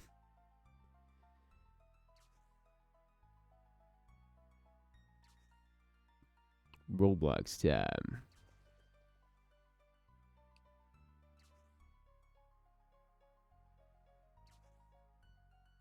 Wait. Tell Rosserus I'm allowed a cookie even if I gave them to him. Old school RuneScape? You're allowed a cookie even if you gave them to him? You're allowed a cookie, you made him. What the frick? Is he not letting you have a cookie? You telling me your partner bakes you cookies for you and you don't let them have one? Oh yeah, it is a really old school RuneScape, isn't it? Rosserus. They are mine. Dude, how selfish can you be, bro? And I waited a year for these promises. Wait, how many cookies are there, though? How many is that?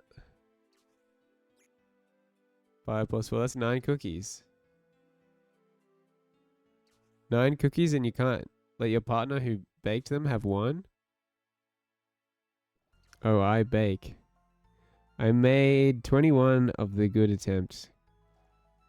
You made 21 and he's not letting you have one? For real? That is cooked, mate. Oh, I'll give you cookies. Where are they, Leon? Well, you have them now. Jacob, do you not realize that if you let Leon have a cookie now, Leon might be more inclined to make them more often?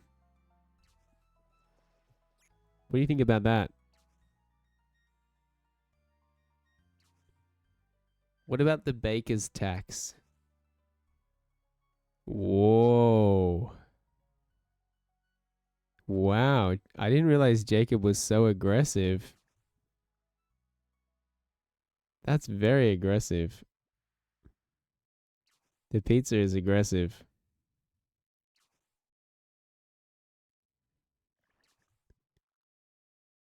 That's crazy, bro.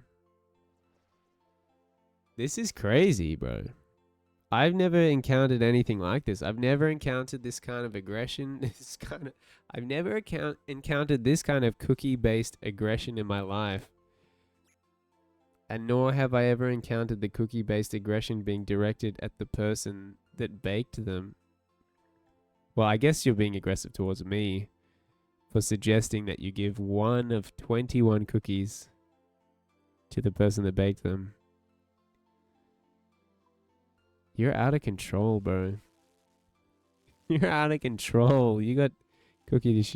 They aren't even perfect. They look kind of perfect. You forgot vanilla is huge. Vanilla is huge. I was gonna say when I was talking about choc chip cookies, to me that vanilla-y, you know, the cookie part being vanilla-y, that's essential. Because vanilla and chocolate are a match made in heaven.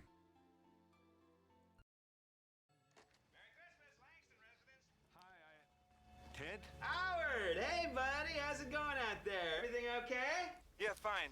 Ted, I need to speak to Liz. Could you get... Oh! Howard, excuse me, but your wife's cookies are out of this world. Oh, whoa. Who told you you can eat my cookies? I'm just helping Liz out a little in the kitchen. She's making up a storm here. Ted, I need to speak to my wife. So could you get her on the phone, please? I think she's in the shower, Howard. Do you want me to go check? No! Oi. I mean, no, that's fine. On your way out, just tell her I will be a few minutes late, but you shouldn't worry. Oh, she won't worry. I mean, I'm here and... Oh, Oh, these cookies! I gotta get the recipe from Les. This guy. Put that cookie down now! I feel like I've seen that. What's that from? Full of Christmas cheer. Banger. Thanks for that one, Jacob. That almost makes up for the indignant swearing. The prospect of giving one cookie to the person that baked them.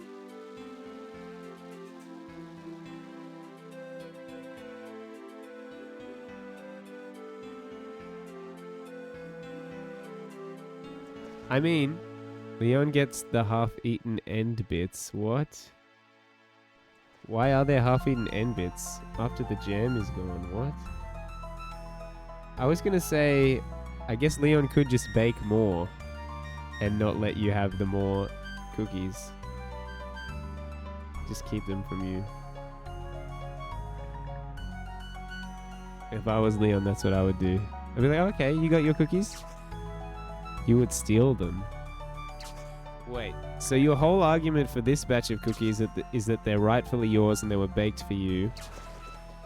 And then if Glace made their own batch, you would steal them. Glace says, I made them at my mum's, so technically he can't touch them if I do. There you go. Cookie batch 2 inbound. I ate all the cookies. They are gone. Glace, why don't you just make twice as many?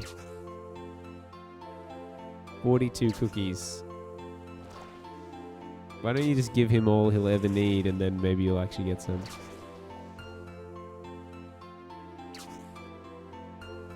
It sounded like you ate 21.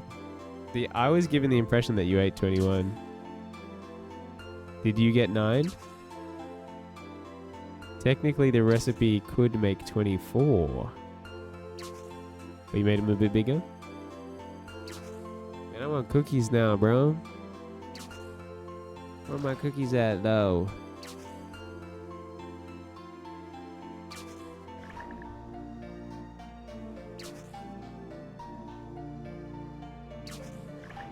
Leon kept some from me. You poor thing, old school.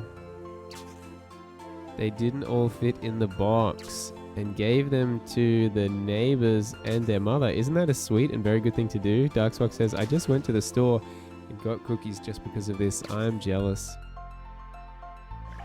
Their horrible, horrible mother. Glace, I guess Glace is gonna mail some cookies to Darkspark. You can mail some cookies to me while you're at it. The postage will be a lot less. They're so good when they just come straight out of the oven though. Darkspark, I'll bake you some. Old school says, no, they are mine. Is there not an amount of cookies that Glace could make where you couldn't eat them all? I'll bake like 4 trays when we come. Hell yeah, brother. No, real, they're the best fresh. Yeah, I believe you. Cookies are the best fresh. There is an amount? No. Because what kind do you want? I mean, I am a classic big, like thick choc chip cookie kind of guy. That's like soft out of the oven. But the jam cookies look good too. But man, I love a good choc chip cookie. Where it's all soft. In what world is caster sugar $6? Me. Yesterday before walking to Foodworks and spending $6 on caster sugar. I have no idea what price caster sugar should be or used to be before the insane inflation that we're experiencing. No idea. I got no idea, baby.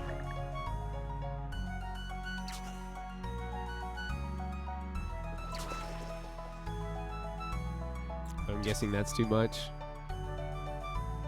And now I do just want cookies. See, I never learned to bake because I figured that if I did, I would just get really unhealthy. I would just bake all the time. Live on cookies and be very unwell. So when people do bake, when people do make these things, it's like revelatory. It's like the second coming.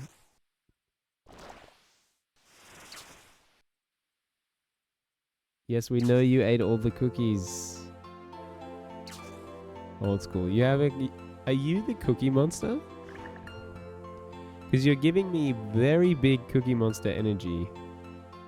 Monster energy?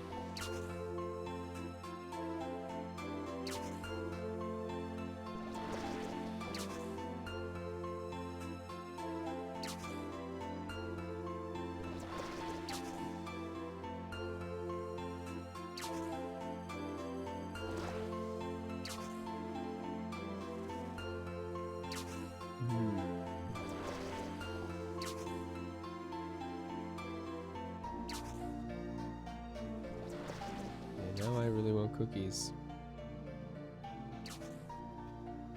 I feel like the ones from Coles aren't that bad. Not that long ago, actually, I think it was Woolworths. I could smell that they had just baked the cookies, and I went up to the bakery and I was like, "Hey, could I get those cookies?" And she was like, "Oh yeah, they're right down there on the display." And I was like, "No. Can I get the ones that you just got out of the oven?" And she was like, "Oh, okay." And so I got a whole tray of cookies fresh out of the oven. And I just got a big old bottle of that Gold Top super creamy milk. And I just munched down on these white chocolate and macadamia, I think, which isn't what I would normally go for, but they just smelled so good. Munched down on those with some milk. That full cream, that extra creamy Gold Top milk, that was a good time.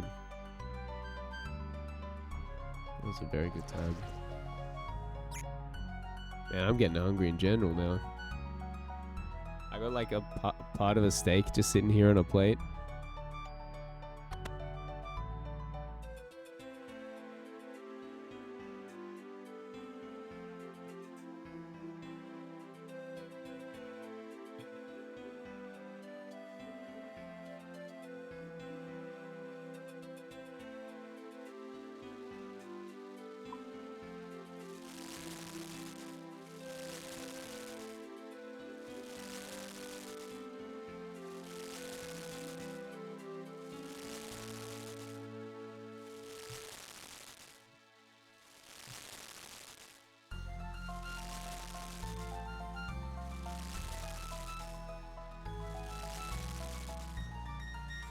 Good times had by all.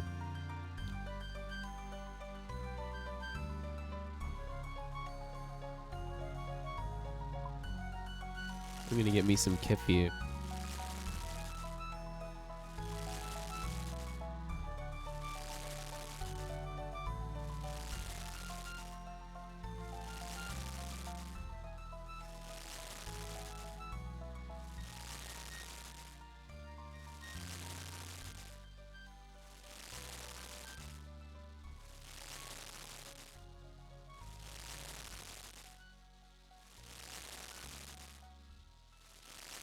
And special thanks to Dante. Actually, I decided to go for just the protein shake. There's only like 1.5 left, so once I've had them, there will be no more protein shakes and there will be no more tummy problems, I hope. Cheese? No, I'm probably not hungry enough for cheese. I'm just at the level for the protein shake.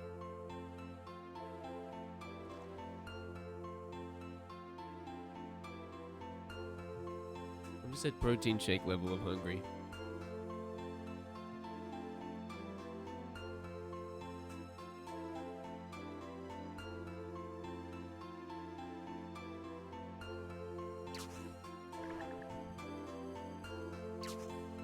It's good. It tastes very good. I can see why I'm addicted to these.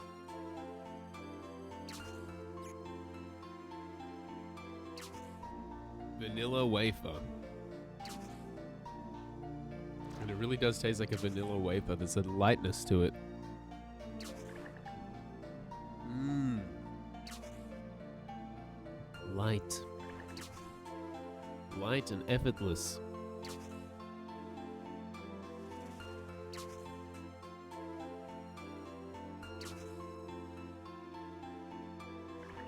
I can't see why I Am Megastar thought I was an ad. Right, guys? I'm not an ad, am I? An advertisement for Lord Farquaad?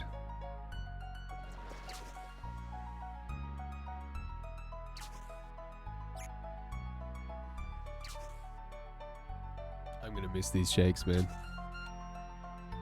It was the coffee one that really messed me up. I wonder if I could keep having the vanilla ones.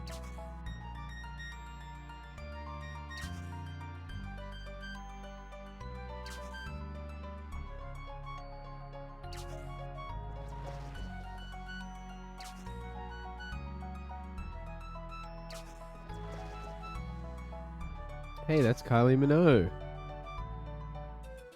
I was wondering who that was. But she's not spinning around telling people to get out of her way.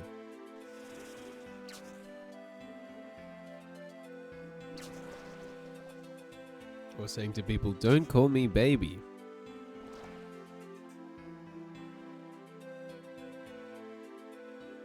Hey, my man.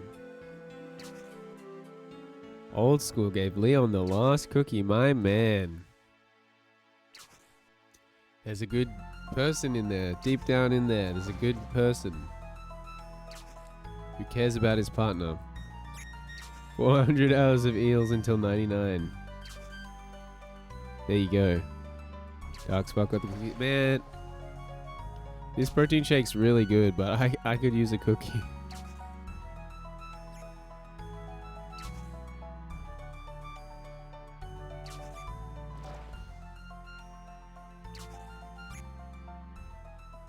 There was a night where Emilio was streaming. I need a Subway cookie. I could go for a Subway cookie. McDonald's cookies. Too far away. You got a pack for me? Can you send it? Send it to 1, 2, 3 Fake Street.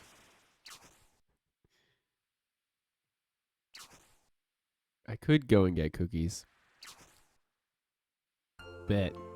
I think I'm only gonna stream for like another 35 minutes.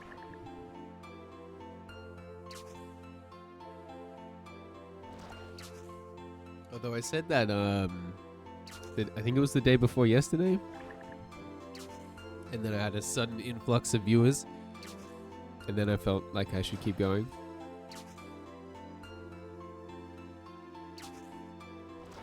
So I kept going.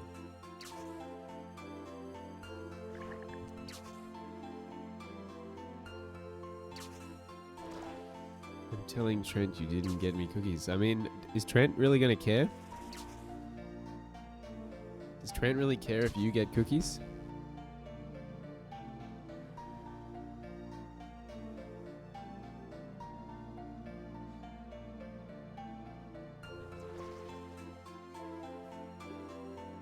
Trent cares a lot. Do you have evidence of this?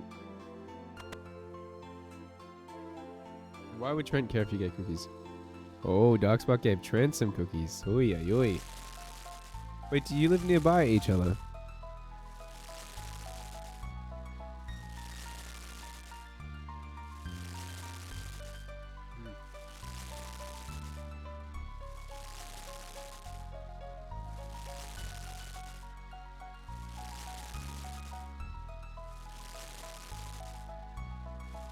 That's it. You get nothing from me anymore. Wait.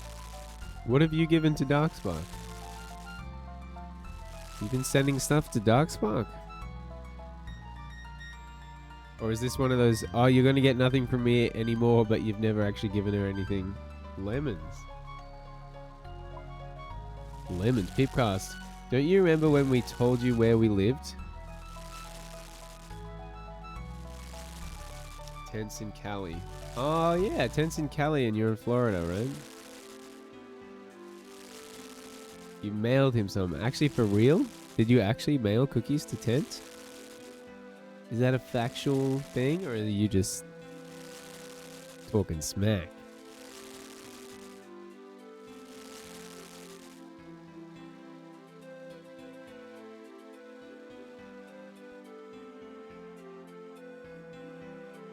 How long would it take the cookies to get from Florida to California?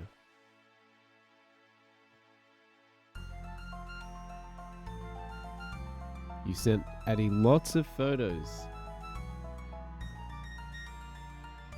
Of what?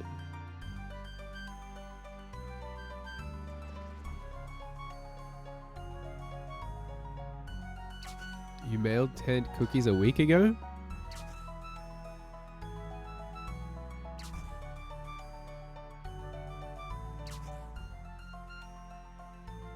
Yeah, I mean, Darkspark might not want...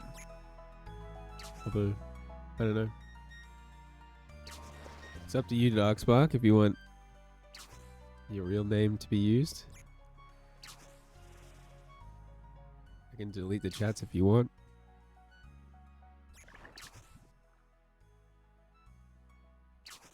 Alright, cool. We're all good. All's well.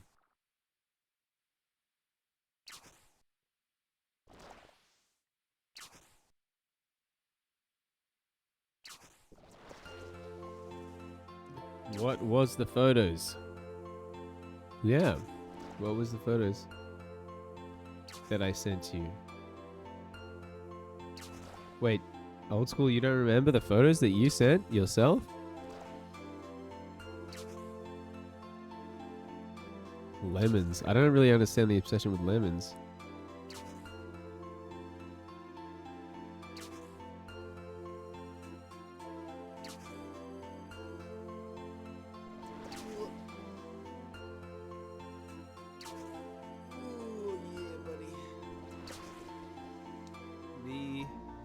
Neither me and Tent like limes better.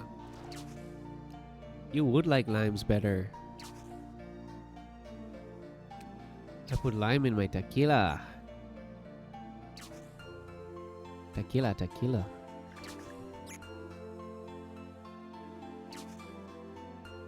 Are limes better? I think it depends on what you're using them for. I like lime better in a drink, I think. Did you guys know that limes are just lemons that aren't ripe? Or they're less ripe? And that limes just become lemons over time?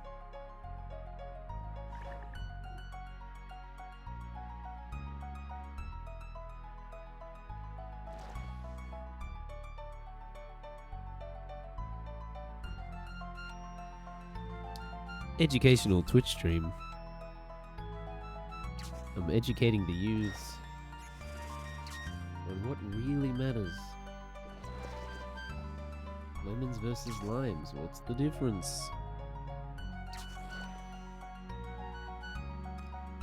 A couple of weeks, I assume. I don't think I've had a lime turn into a lemon in the space of a week. It's probably to do with when they pick it, though. We hate limes. Why would you hate limes? What about lemon lime bitters? You ever hit a lemon lime bitters? There's some really good drinks that have lime in them, bro. For real, though. For real, though. People don't know this. People don't know this. About limes. There's some very good drinks with limes in them. I don't really understand how you could hate limes. I don't get that. The photos I sent were of the cat, the dog, and the car and food. Facts. The cat, the dog, the car, and food.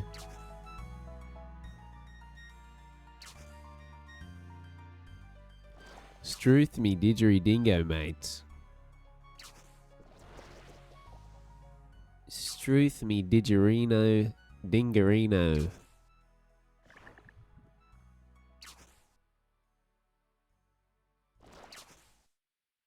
Sometimes I wonder about the word struth. If that's an Australian word meaning truth. You will eat the dog biscuits now. Since we have no cookies. Yeah, dog biscuits. No thanks. I won't be eating any dog biscuits.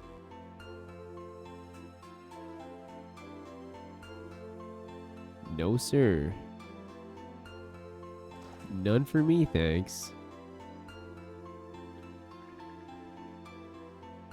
I have fished the fish, it's true. And burped the burp. Fish the fish, burp the burp. Burp the burp. Sometimes you just gotta fish the fish and burp the burp. Yada to me. Yada to me, home slice.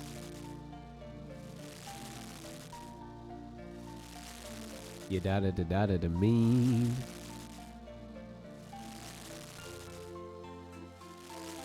I was saying something about something before I got the dog biscuits message.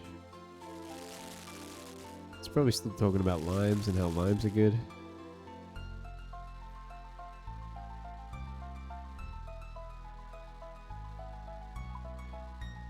Old school's a lime hater. He's an old school lime hater from way back in the day. I've been hating limes since before it was cool to hate limes. I've been hating those limes one lime at a time. Yada to me, hum. Hating one lime at a time. The lime crime. The lime crime.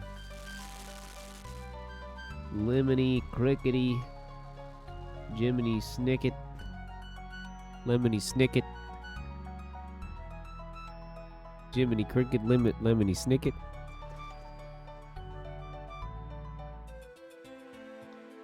And now not only have I fished the fish, but I've cooked the fish and I've banked the fish. And you'll never believe what I'm going to do next. These next bars, though. No one's about to believe what I'm about to do right now. No one's going to believe what I'm about to do. Boom. No one saw it coming. No one saw it coming.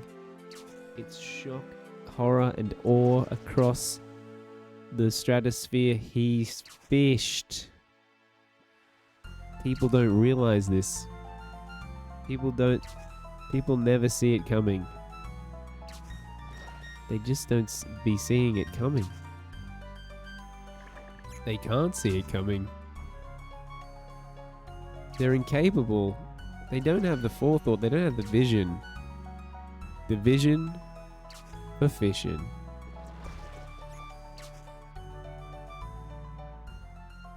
You gotta have the vision for fishing.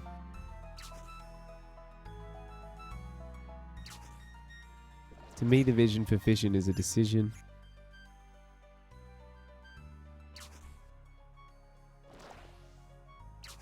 When I was a young man, I made a big decision to have the vision for fishing.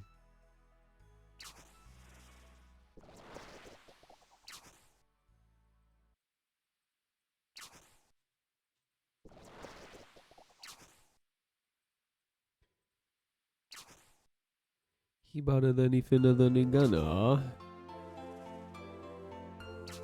Ibaradani finadani gana. Oh. Oh. Oh. Oh. We about to get this bread though. We about to get this bread though. Yo. Get this bread. Get this fish though.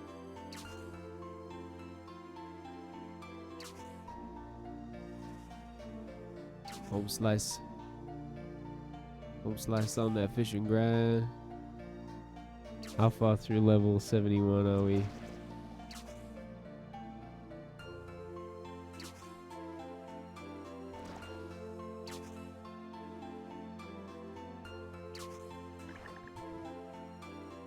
Not very far at all.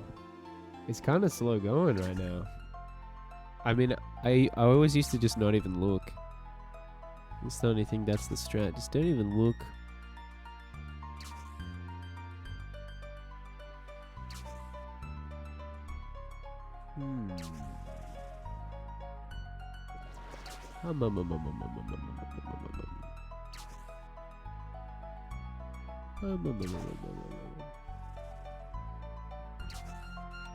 Your shading could be better.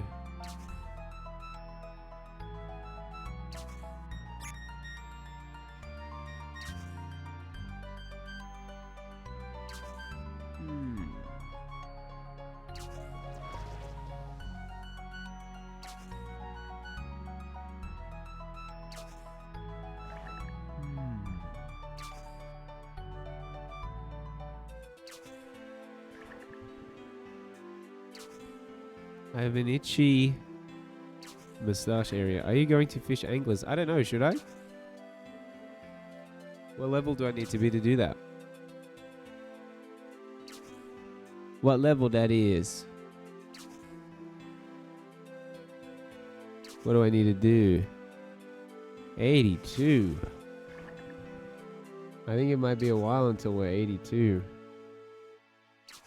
But I'll give it a go. Once I'm 82, I'll give it a go. I'll see if I like it. Is it the same as this, or is it less AFK? Less AFK, more intensity. Yada to hear what I say.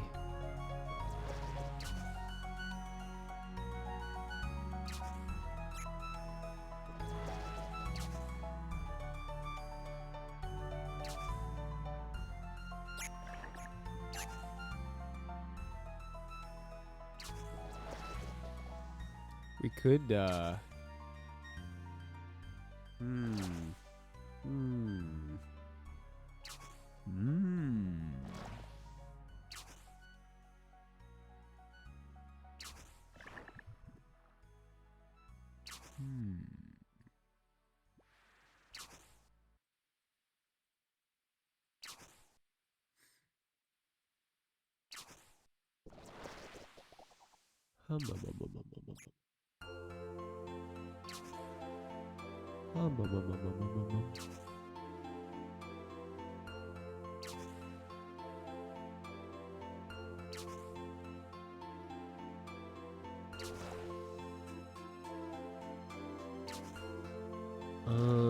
looking at my subscriptions, not my suggested. I was thinking it seemed like a strange selection of videos. Third space. The last third space. I mean, Sean Digital is pretty good, generally.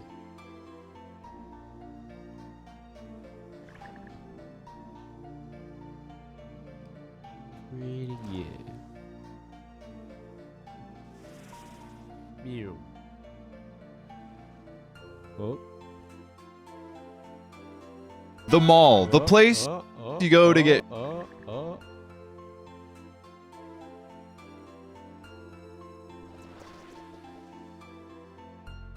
shirts for your chest, sprays for your stink, pretzels for your tummy, and a plastic football from Spencer's that screws off on one side for some reason. Nothing to see here, just a really big Eli Manning fan. I didn't realize it was going to be loud for you guys. I don't really understand why it was. Oh, I think I do understand why it was. It's just a collection of stores. Many of us have very nostalgic memories with the mall, except if you think about it, it's never for the main purpose of the mall, the shopping. That's because we associate the mall with something bigger than buying a cute top at Brandy Melville for the 7th grade dance where we just stood around and listened to Maroon 5 and ate popsicles. Because what kind of not well? That's not good to hear. The mall was never about shopping. Let's start at the surface. Let's go through Macy's to get to the good stuff. 99% of the time I'm at the mall, I am not there to get new threads. To Facts. quote millennials everywhere, I'm just here for the food. That doesn't count as shopping, right? That would ruin a really big chunk of this video. Although I love to run solos on a Cheesecake Factory dish meant for 2 people, I can have that basically anywhere. What I can't have anywhere is those little food stands that only exist at malls for some reason. I'm talking about Wetzel's Pretzels. I'm talking about those potato snack stands where they use medieval torture devices on spuds for our gluttonous pleasure. I don't think I said that word Lightheaded, right. I'm that's not talking good. about weird dessert places. But wait. Why did we come to the mall in the first place? How did we get here? How are we always here? Oh yeah, because where else can you accommodate the conflicting food demands of a friend group? You got that one person who only ever wants to eat pizza. You know who you are. I love you, buddy, but maybe let's try some other food sometime. Another who only budgets $2 for food a month, but always wants to eat out. And Eric, who is banned from most sit-down restaurants due to chronically misreading customer service as flirting and doing a little thing called proposal at first sight. Hell He yeah. brings that engagement ring with him everywhere. The Hell mall has yeah, all sorts of brother. cuisines That's my kinda for guy. all sorts of people, from American Chinese food to American Mexican food to American Italian food. Eating at the mall isn't like eating at a regular restaurant because, I mean, first of all, who's selling pizza, Philly cheesesteaks, and falafel at the same place? True. And second of all, it's a free-for-all seating situation like high school, except every time you try to sit down, there isn't someone telling you, "Ah," as if, dorkwad. Everyone can have their food of choice and not bitch about it thanks to something called the food court. And when you're finally true. done eating at the food court and waiting for that one friend that thought getting PF Chang's takeout was gonna be as quick as Chipotle for some reason, you get to start having the real fun. The sexy part of the night is about to begin. Oh, hell Hanging yeah. out at the mall. Yay. You Hell can go yeah. around and look at stuff and not buy anything because, wow. I was wondering, because like my viewers are always lower on a Friday, and that it's Thursday night for Americans. Do Americans go late night shopping on Thursdays? Is that a thing?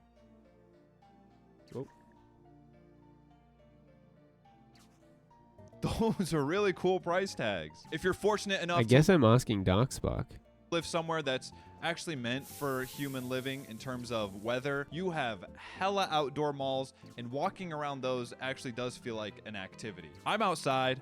That equals exercise. That's another millennial-ass quote. What the fuck is wrong with me? The mall has something for everyone. That's what makes it the perfect meeting spot. Not only for food, but there's at least one store for each person in your Ohio friend group.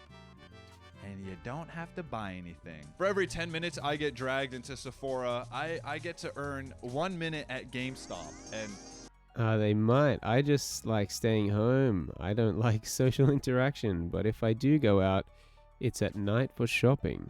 On Thursday night specifically? Or is it any night? that's more than enough nowadays. I used to like looking at their selection of 50 cent to $2 price games and seeing Based. weird shit that just shouldn't exist, but all of that has Dude, been replaced fully. with Five Nights at Freddy's and other Oh, geek true. slop. It's true. I fucking hate this shit. You Me got too. Lush for your vegan friends. You have Tilly's for that one guy who just wears whatever but doesn't realize thrift stores exist and he can get the same shit there for a lot cheaper. You have Nordstrom for you and your Habibi friends to try out colognes that can be smelled from a mile away. You got Urban Outfitters for the person that's like, I want to buy these $20 pants, but can they be $80 maybe? For us Facts. Americans, the mall is one of the only places you can go and just hang out. You and a group of your goons can slink around the mall, get little snacks, look around in 100 stores, and just fuck around because you were too busy that week. I'm not gonna lie, I miss doing this. I mean, the shopping centers still exist here, but I don't know. I guess I used to do this when I went climbing with the boys, but I kind of stopped doing that so I could stream. Actually make plans for the weekend, so you go out to eat at the mall, and then you end up just hanging out at the mall. It's all right to have a slow weekend every once in a while. I'm not judging. People can be annoying at the mall, but sometimes, and this goes for me too, sometimes you gotta just take a step back and just appreciate that people are enjoying their time somewhere. I don't know why we are so against other people enjoying public spaces. Like, if you're blasting Rick Ross on one of those LED PA systems at the beach, You suck so bad. You are so Very facts. insufferable. Play something good. You ever notice how people who blast their music are never playing anything good? Never have Kinda I facts. walked down the sidewalk and heard someone blasting The Promise by When in Rome through their I think it's because the kind of person that's that inconsiderate is not the kind of person that's thoughtful about their music taste. car. But if it's a couple kids playing Senior Assassins and one molecule of water hits you, you don't need to have a meltdown. Just let kids do something that isn't, I don't know, beyond, I don't know what kids do. Okay, that was a bit of a tangent. Let's get back to malls. Scrolling TikTok. I didn't forget the subject here. When everything is starting to look like this, it really makes me appreciate malls still looking like this. Hell yeah, Indoor brother. malls have their own vibe, especially if they're Yo, empty. KJ Plays. Been having you tab up. I'm going to go now, though. Have a nice stream. Thank you so much, KJ Plays. Appreciate you. You're a real one. I look forward to seeing you stream whenever you stream. Have a wonderful rest of your day. Or outdated. One time I heard Lovers in Japan by Coldplay playing at the mall. It was really late at night. It was just me and my friends there, and with like the ethereal reverb on the song, it sounded Vaporwave incredible. vibes. It was a memory I will never forget. Outdoor malls, at least here in California, kick ass. The weather is nice 80% of the year. I can enjoy a Facts. pretzel by a fountain surrounded by palm trees. This sounds very good. Fuckable vibe. Going to the mall helps you poop. That's all. Have a good night, folks. Thanks Does for it? watching. Is it because you walk around or what? Going to the mall forces you to walk, and apparently that helps your body push out your caca, as we learned in this true. video. You got it? You read the whole title? You clicked the thing, saved it to watch later? Everything yeah. is far apart at the mall. You park on one side, you eat on the other side, and look at Barnes & Noble hentai in the middle of it all. Rinse and repeat. Especially that Barnes & Noble part, there's a lot of weird shit to see in those mangas. Malls do this really cool thing called putting the laxative food and the bathroom a mile apart, so you're guaranteed to hit a couple thousand steps by the end of the day. Being in a place Facts. with so many other people, especially the part where you're at the pisser with like 30 dudes, makes you realize there are a lot of strange folks at the mall. All right, now that we got the normal stuff out of the way, we're gonna get a little weird. I'm gonna start by saying I hate when people call other people NPCs, because no one looks like this. And if you do, please comment your LinkedIn page. I need to see that shit. I like talking to people, and I get value out of these little everyday interactions. But I'll admit, mall people are closer to this than your average person. Something about the mall and movie theaters as well, like, halves our IQs. I don't know why. This is what makes the mall interesting, though. There are so many different people, so many things to talk about, and so many opportunities to interact with these freaks. So why not interact? Why would I go into the Nike store and look at foam shoes if my friend is walking around the mall having cloud battles with dads? If you don't know what that is, it's when two people with vapes battle to see who could blow the biggest cloud. I don't even Kinda vape, but based. that shit was so funny to watch. So many dads are down to have cloud battles, apparently. These I vape don't vape, dads but I are think the that's kinda least funny. of your concerns, though. Have you ever looked around at a mall? There are a lot of weirdos out there. I can go to any mall near me and probably film like 3 episodes of How To with John Wilson. The reason for this weekly freak con going on at your local mall is because the mall brings in all walks of life. Families, foreigners with fake Gucci, loud groups Hell yeah. of besties, loud groups of queens and divas, babies, grandmas, serial killers, Sonic fans, 5'10 kings who inherit 6'4 energy, and so much more. So why not just take it in? I'm telling you, if you spend 5 minutes while you're waiting for someone in the bathroom and actually look around instead of going on your phone, you will see some crazy shit. When it's crowded enough, people think they have privacy, like they just blended into a crowd Hitman style. No, I see you munching on your boogers in between bites of your Cinnabits, and that lady just smacked the shit out of her daughter. I feel like I should report that to someone. You could be a sneaky little detective and eavesdrop in on a really heartfelt conversation in the next aisle at Barnes & Noble. Sorry guys, I thought you were just gonna be I'm not gonna lie, I freaking love eavesdropping. That's a good time. talking about work tea. You can observe while you're walking around what stupid trend people are doing in public for TikTok. You can start remembering why you fucking hate coming here on the weekends. I have a lot of weird mall stories, but I am also probably the subject to a lot of other people's weird mall stories, so I say we call it a truce and we both walk away from this unharmed. Okay, this whole section came out a little bit creepier than I wanted it to. With so many places, people, and things at the mall, it's fun to be a sponge and soak it all in. This still sounds really creepy. Let's say use the mall for inspiration. That doesn't sound like a serial killer anymore. I don't ever really buy clothes at the mall. Not that I have anything against it, it's just a little expensive. But I like seeing what other threads people are wearing and what the malls are trying to sell. I don't just wear t-shirts every day in my daily life. I mean, I mostly do just wear t-shirts, but recording in this hot-ass room doesn't allow me the liberty to spice up my outfits because I will end up wet by the end of it all. Fair. That's what she said. Seeing what fits Fair and people true. are pulling up in gives me inspiration for what I want to wear when I'm not in front of a camera in a fucking hot-ass room. Where was I going with that? It also brings to my attention what I like and don't like in clothing. Then I can use that to make shit I actually like on Chon.digital. This isn't just an ad, I genuinely mean it. Some of the stuff that's up there or that I'm working on is just shit I saw in public and was like, that's cool. I want to make my own version that I'd actually wear or use. If you approach the mall or life in general in this way, it makes it so much more interesting and it makes you a lot more interesting to be around because you're not just complaining about work all the time. I'm not calling out anyone specifically. The biggest issue I have with my friends watching my videos is thinking that some of the stuff I'm saying is about you guys. I promise you it's not. Usually. I am not an interior designer. I don't know how to pimp a crib. Look at this shit that's behind me. But it's so interesting to me going into like 100 different stores and seeing why they decided to go with this. Okay, this is for moms. This is for gay little monkeys. This is for misunderstood teenagers. Facts.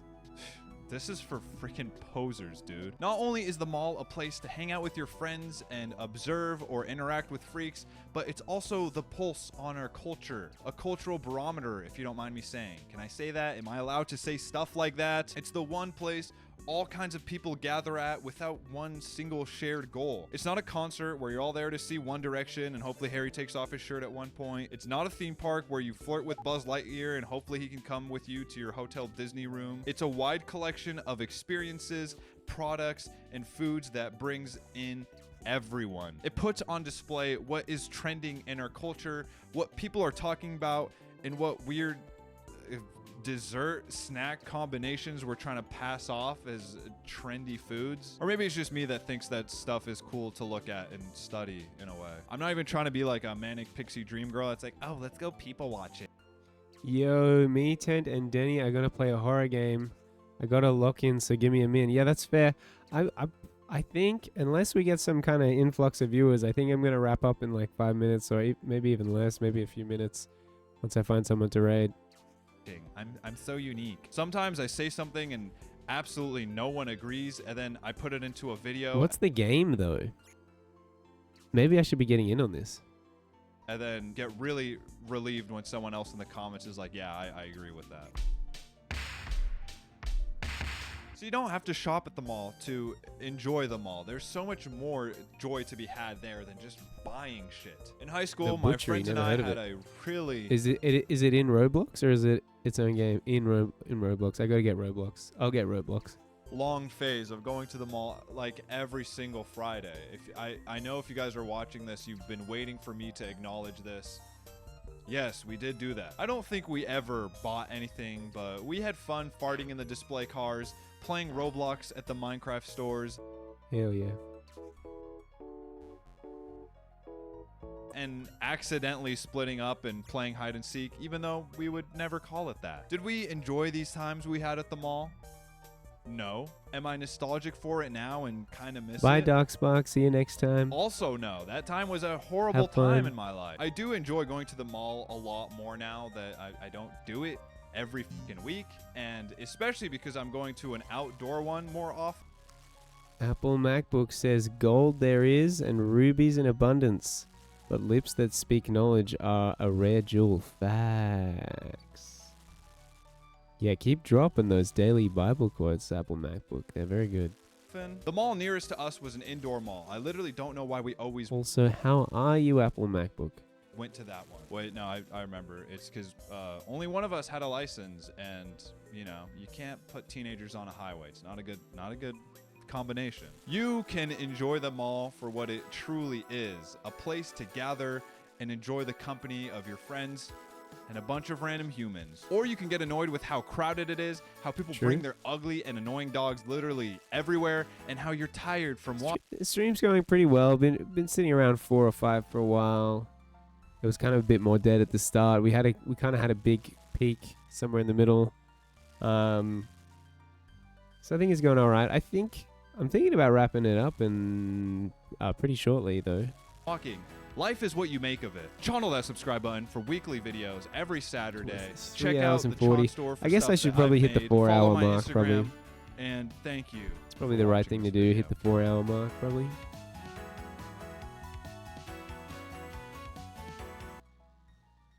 The right thing to do, the nice guy thing to do.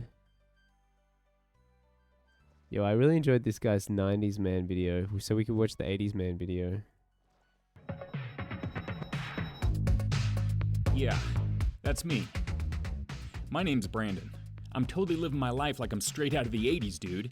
But you might be wondering how I got myself into living this bodacious lifestyle. Hell yeah. Well, to answer that totally awesome question, Dude, these we should glasses probably go are- back to when it all started. This whole vibe though.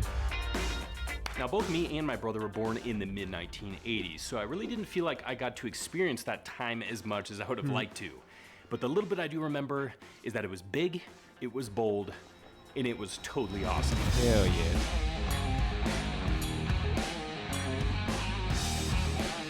A lot of memorable events can happen over a decade, and of course the 80s were no different. Ronald Reagan becoming president, the rise and fall of the stock market, and all-time classic movies and music being released. Even to this day, there seems to be something about the 1980s that draws people in. I mean, it was around 40 years ago now, but a lot of the same stuff from that time period is still around and going strong. But you have to think, is it just nostalgia that's pulling us in to thinking that's the best decade in history, or is it truly as awesome as we remember? Pretty That's cool why in this decade. video, I want to see what it's like to live like a 1980s man for a full week. Now, I'm not going to be concentrating on politics or the economy, but what I Good. do want to focus on is the lifestyle. The hair, the clothing, the pop culture, Hell the yeah. fitness, the nutrition, and what they did in their pastime. Just think of it as me trying to relive my childhood in a way, which I guess is probably what a lot of people are doing. So it's time to see if I can truly implement the 1980s lifestyle into the modern day. And of course, to begin this journey, I need to start to look like a man from the 1980s. So, to start out, let's do something about this facial hair. Each decade can have influences from the past, and in the 80s you saw that clearly with a variety of different facial hairstyles. Full beards weren't quite as popular as they were back in the 70s, but mustaches seemed to be in, thanks to the help of Tom Selleck and Magnum P.I. and Freddie Mercury from the band Queen. The stubble look also gained popularity thanks to Don Johnson in Miami Vice, but the clean-shaven yuppie look was all the rage. It was. As you can tell, my mustache isn't quite thick enough to pull off the Tom Selleck look, so I'm going to be going with the clean-shaven yuppie look. And the popularity of that is probably due to some of the great marketing by companies like Gillette, Schick, and Braun. True. And if I saw that commercial, I'd want to shave too. The company Bic made disposable razors a major trend, making shaving more affordable and convenient. And they even give them away free when you ordered a McDonald's meal. Yeah, that was an actual thing. And I always remember my Wow. dad using Bic growing up, so that's what I'm using. And one thing I always remember is this is inevitable. I don't think I would say disposable razors would be my first choice. There we go, all clean shaven. Enough to say, that big disposable razor irritated the shit out of my skin, and I even nicked myself a few times. Ouch. I wonder if they showed that in the marketing. But Probably can't forget not. the aftershave. And there's quite a few different brands, but ones that stood out were Aquavelva and Brute. Now, Aquavelva was maybe a little bit more the barbershop cool feel, and Brute was more the muskier, manlier smell. And they even had marketing saying the essence of a man. So Brute, There you go. you definitely sold me. Wow, he really I'm cut with you. himself up. Oh, there we go. I never really cut Oh, myself yeah, up like that smell with a manly. razor. Now that I'm all clean shaven, it's time for the hair.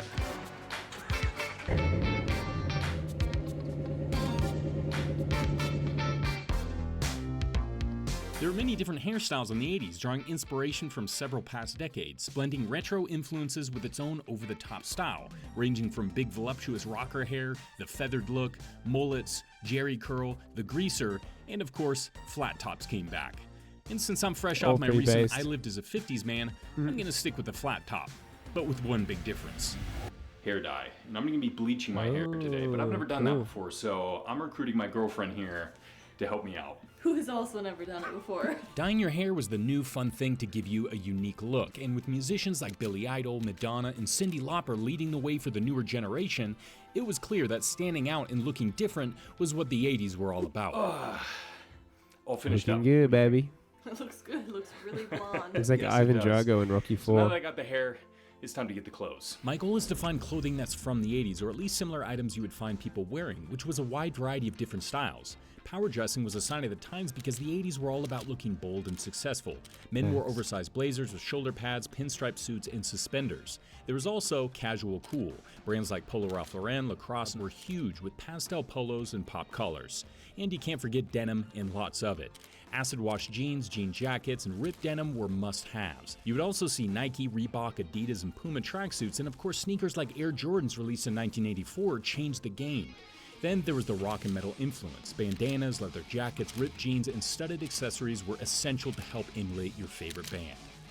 So I just got back from the thrift stores, and I have to say I found a lot of good stuff. And I tried to stick with the same brands you would find in the 80s, like Levi, Wrangler, Nike, and Reebok. And I Nice. even found an old members-only jacket. But now it's time to try all these clothes on, and what better way to do it than a classic 1980s montage? Hell yeah, brother. That shit. Shouldn't he be coming in and out of a changing room?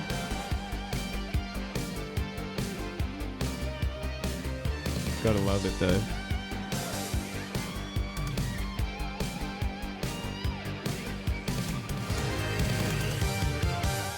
Okay, so I think that takes care of the clothing, but there's one last stop I need to make. I'm gonna head to my brother's to see if there's any relics from our childhood in his attic. True. And if you've seen Goonies, well, there's bound to be something up there. Hell yeah, brother. I don't know what you're gonna find up there, but good luck.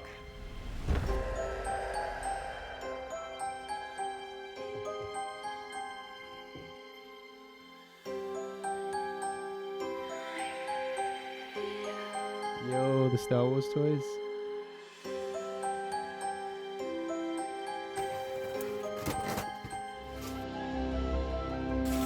Cowabunga, dude.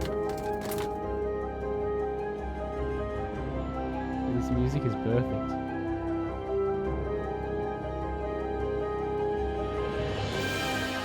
Alright, now that I have everything, it's time to start living like a 1980s man. Yeah, Now, you yeah. might notice the typical 80s routine wasn't all that different from today. They had plenty of modern conveniences, like a fancy digital clock blaring its alarm, a brand new portable music player for tunes on the go, and a massive collection of cassette tapes, even if you kept replaying your two favorite songs. Breakfast was easy enough. Pour a bowl of a popular sugar-loaded cereal designed to fight off the dreaded Hectic. soggies. Healthy. And, of course, nothing wrapped up the day better than firing up your favorite video game on the Heck latest yeah. state-of-the-art entertainment system. The 1980s saw a growing fascination in media, and with cable TV becoming a major center point in the American family, advertisements and marketing skyrocketed, selling everything from home computers like the Commodore 64, gaming systems like the NES, cars, beer, fashion, cigarettes, and movies. And a commercial that was trying to sell a new exciting product might look something like this. This kid just got a video game entertainment system for Christmas. This kid just got a boombox for his birthday. Okay, so they didn't have smartphones back then, but the first commercially available mobile phone was released in 1983, the Motorola Really? Dynatac 8000X, nicknamed the Brick, mainly because Nice. how it looked and it weighed over 2 pounds. This thing would set you back around $4,000, which would be around $11,000 today. Apparently my granddad had like one of the first mobile phones, and it was like a briefcase, and you would open up this briefcase and there was like a phone in it.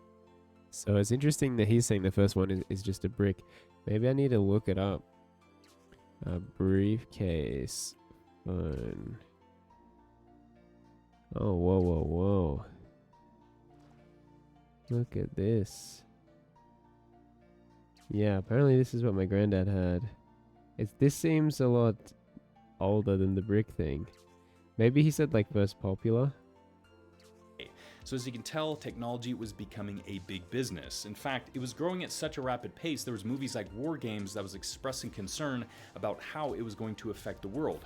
Which is interesting because we see the same thing today with the advent of AI. And although the World Wide Web didn't exist until 1991, there was an early form of the internet used by government agencies, universities, and tech enthusiasts. But they communicated mainly through bulletin board systems, early email, and text-based networks. Now, I tried to look into getting some of this old technology from back then to use it in this video, but like most things, you can slap vintage or retro onto it and charge an arm and a leg, so I don't have that available. And of course, I can't use modern technology like this or like this, but I can do something else that was becoming extremely popular in the 80s. Cool fitness. Hell yeah. Fitness in the 80s was becoming huge, and with Ronald Reagan embracing the fitness boom by revamping the President's Council on Physical Fitness, a program started by President Eisenhower in the 1950s, and the First Lady Nancy Reagan leading the Just Say No campaign, America saw a resurgence in physical education and interests. There were also influences of TV and movie stars like Richard Simmons launching Sweatin' to the Oldies, Jane Fonda's Workout, which became the best-selling VHS of all time, selling over 17 million copies, and of course the rise of the action heroes like Sylvester Stallone and Arnold Schwarzenegger. Ironically, with the Just Say No campaign, bodybuilding saw an explosion in steroid usage, which goes right to the 80s being the decade of excess. Before the 80s, fitness was mostly for athletes or bodybuilders, but this decade turned it into a mainstream lifestyle. Whether through aerobics, bodybuilding, home workouts, or gym memberships, fitness became a social and cultural movement. Gyms were a lot more available back then. You look back in the past, the 60s, the 70s, a little bit harder to find chains of gyms that you would just have easy access to. In the 80s, it really opened up. You had Gold's Gym, World's Gym, and you had Bally's, and of course, you had the advent of VHS tapes, so you could work out right at home. And it just became so accessible to everyone, and that was one of the reasons why fitness really exploded. Great marketing, advertisements, and movies. You saw guys like Arnold Schwarzenegger, Sylvester Stallone. All of a sudden, the public saw these superhero physiques come to life in an actual human form. Seeing that on the big screen, I think that motivated a lot of people to get their ass in the gym and to get in shape. Bet it did.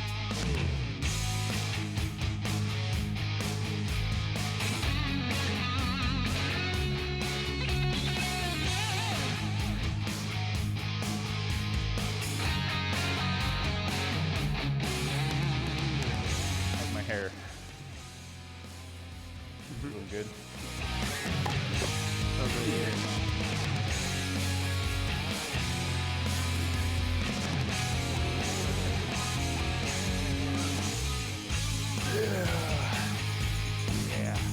Does look like an 80s action hero.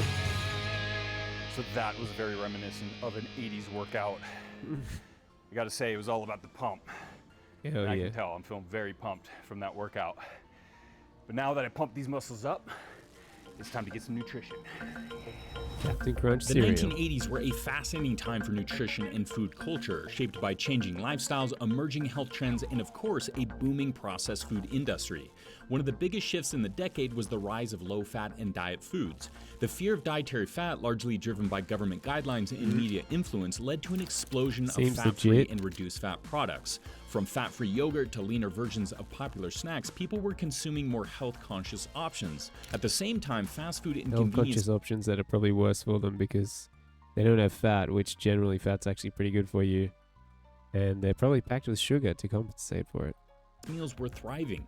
Microwavable dinners, instant meals, and processed snacks became household staples as busy families embraced the convenience of quick prep meals. Fitness culture also had a major impact on food trends. With the rise of aerobics, bodybuilding, and gym culture, high-protein diets gained traction. Protein shakes, energy bars, and supplements became increasingly popular. Yet despite the push of healthier eating, processed and sugary foods dominated supermarket shelves. Facts. Breakfast cereals were loaded with sugar, brightly colored, and marketed to kids with fun mascots. Soda consumption was at an all-time high, and the introduction of diet sodas like Diet Coke in 1982 gave consumers a guilt-free alternative. As you can tell, nutrition in the 80s was a mixture of extremes. Booming health trends battling against a tidal wave of processed and fast food. The 1980s were undeniably a unique time in food history. One of the most notable fast food chains was, of course, McDonald's, introducing the Happy Meal in 1979. Oh, wow. But in the 80s, they started to introduce toys from major franchises like Star Wars, Transformers, and Disney, which was a genius move on their part. I remember growing up, I could not wait to go to McDonald's to see what they had in their Happy Meals. At that time, it was Ninja Turtles. Sometimes Hell they yeah. would give VHSs out. I mean, it was a whole experience. The whole family went there, but there's usually one more stop you would make before heading home. Blockbuster, bro.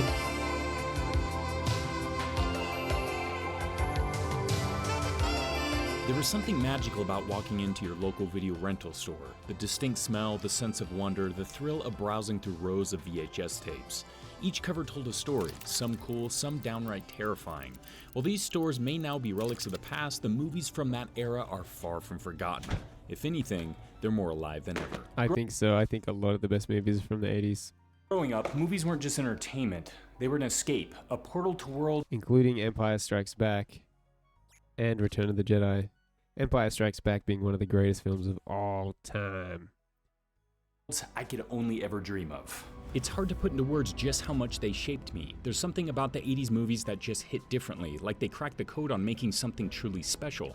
Maybe it's because I grew up watching them, triggering that classic reminiscence bump where childhood memories burn brighter and feel more emotionally charged. But even now, I see how powerful nostalgia is, how it wraps you in a sense of comfort, 1989 pulling you Batman. back to a time when life Dinosaurs? felt simpler. Akira. These movies weren't just Empire about the Strikes stories, Back. they were about the experience, where you were, who you were with, and the pure joy of discovering something Spider-Man unforgettable. Navigator, Predator. And something that went right along with movies was merchandising. Hell yeah, dude. And as you can tell, it is still very popular. One thing you didn't realize as a kid is all your favorite TV shows like Transformers, He-Man, Ninja Turtles, they were all made just to sell toys, to sell Facts. merchandise. They wanted you to get so attached to these characters. I don't know if it's true of Ninja Turtles, because I know that the two guys that created Ninja Turtles, they made a comic book first. I mean, maybe it became a TV show so they could sell toys. But I'm pretty sure Transformers was invented from the beginning to sell toys, and so was He-Man. You would go to the stores, you'd see those characters that were so recognizable to you, seeing them every Saturday morning, you would nag your parents to buy them, and it worked. And it worked big time, and it is still working today. What a smart marketing move on their part. They're not only getting the adults, now they're getting the adults' kids too. So it's kind of a two for one deal. They're having the parents introduce all this cool, nostalgic characters and merchandise. Does that Lego Optimus Prime transform, though? If it does, that would be very cool. To the kids. What do you think about all this? It's very cool. I think so too. Wait, Well, is back in the 80s, they would say it's totally rad. Totally rad. Is that his kid or his brother's kid or what? Super Mario Bros. 3. So we made it to the weekend, and that would usually mean you and your friends would pile in your mom's station wagon and head to the mall. Hell yeah, brother.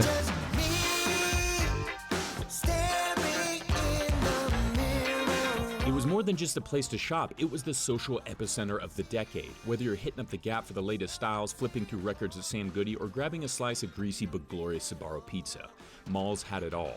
Bright neon lights, packed food courts, and the ever-present sounds of arcade games buzzing in the background. This was the ultimate weekend hangout.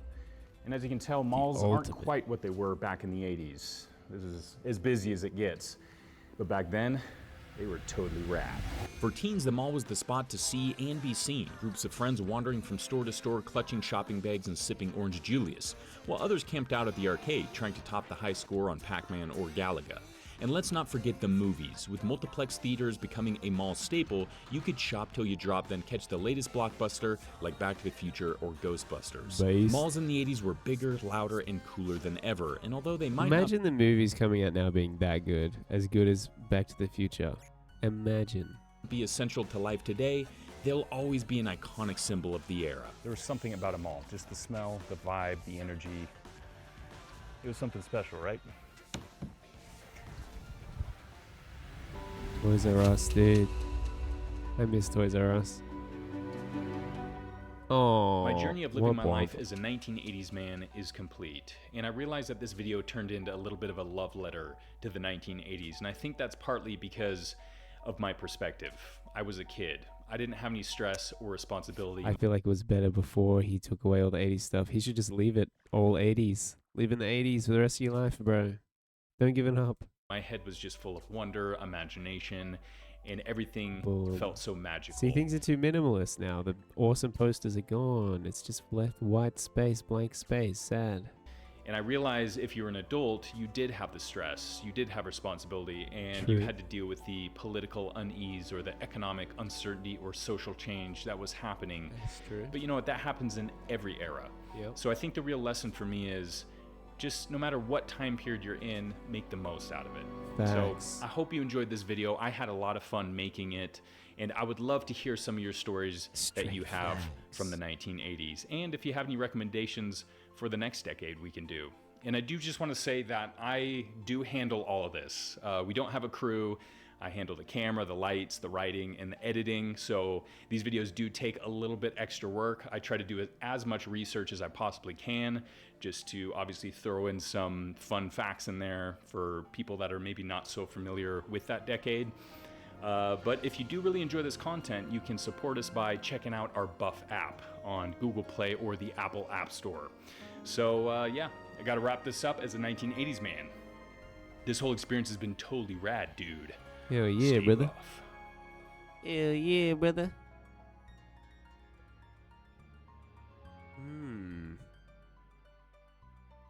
Diddly dum dum. Diddly dum dum shus. Scrum diddly dum.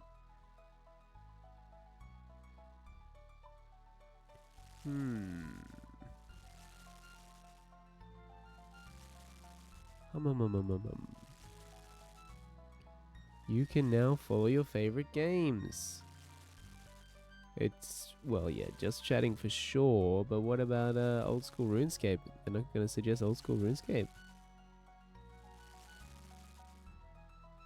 Come on, man. You gonna do me like that? For real though. Wait on. Yes. Lord, hi, baby. Well, this guy has a webcam.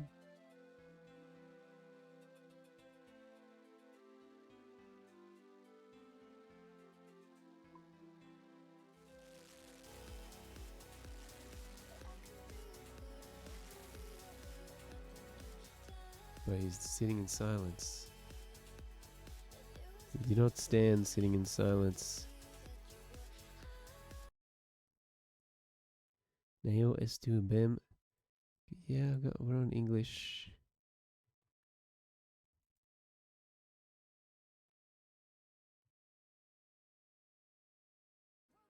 It's guaranteed to hit. Okay, then would Dragon Warhammer be better?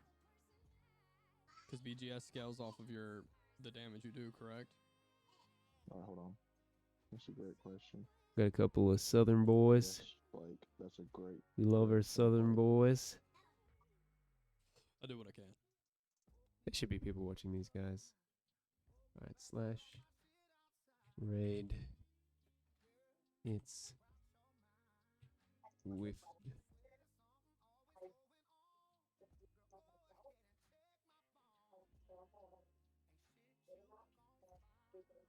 Thanks so much for watching. See you guys on the next stream. Let them know I sent you.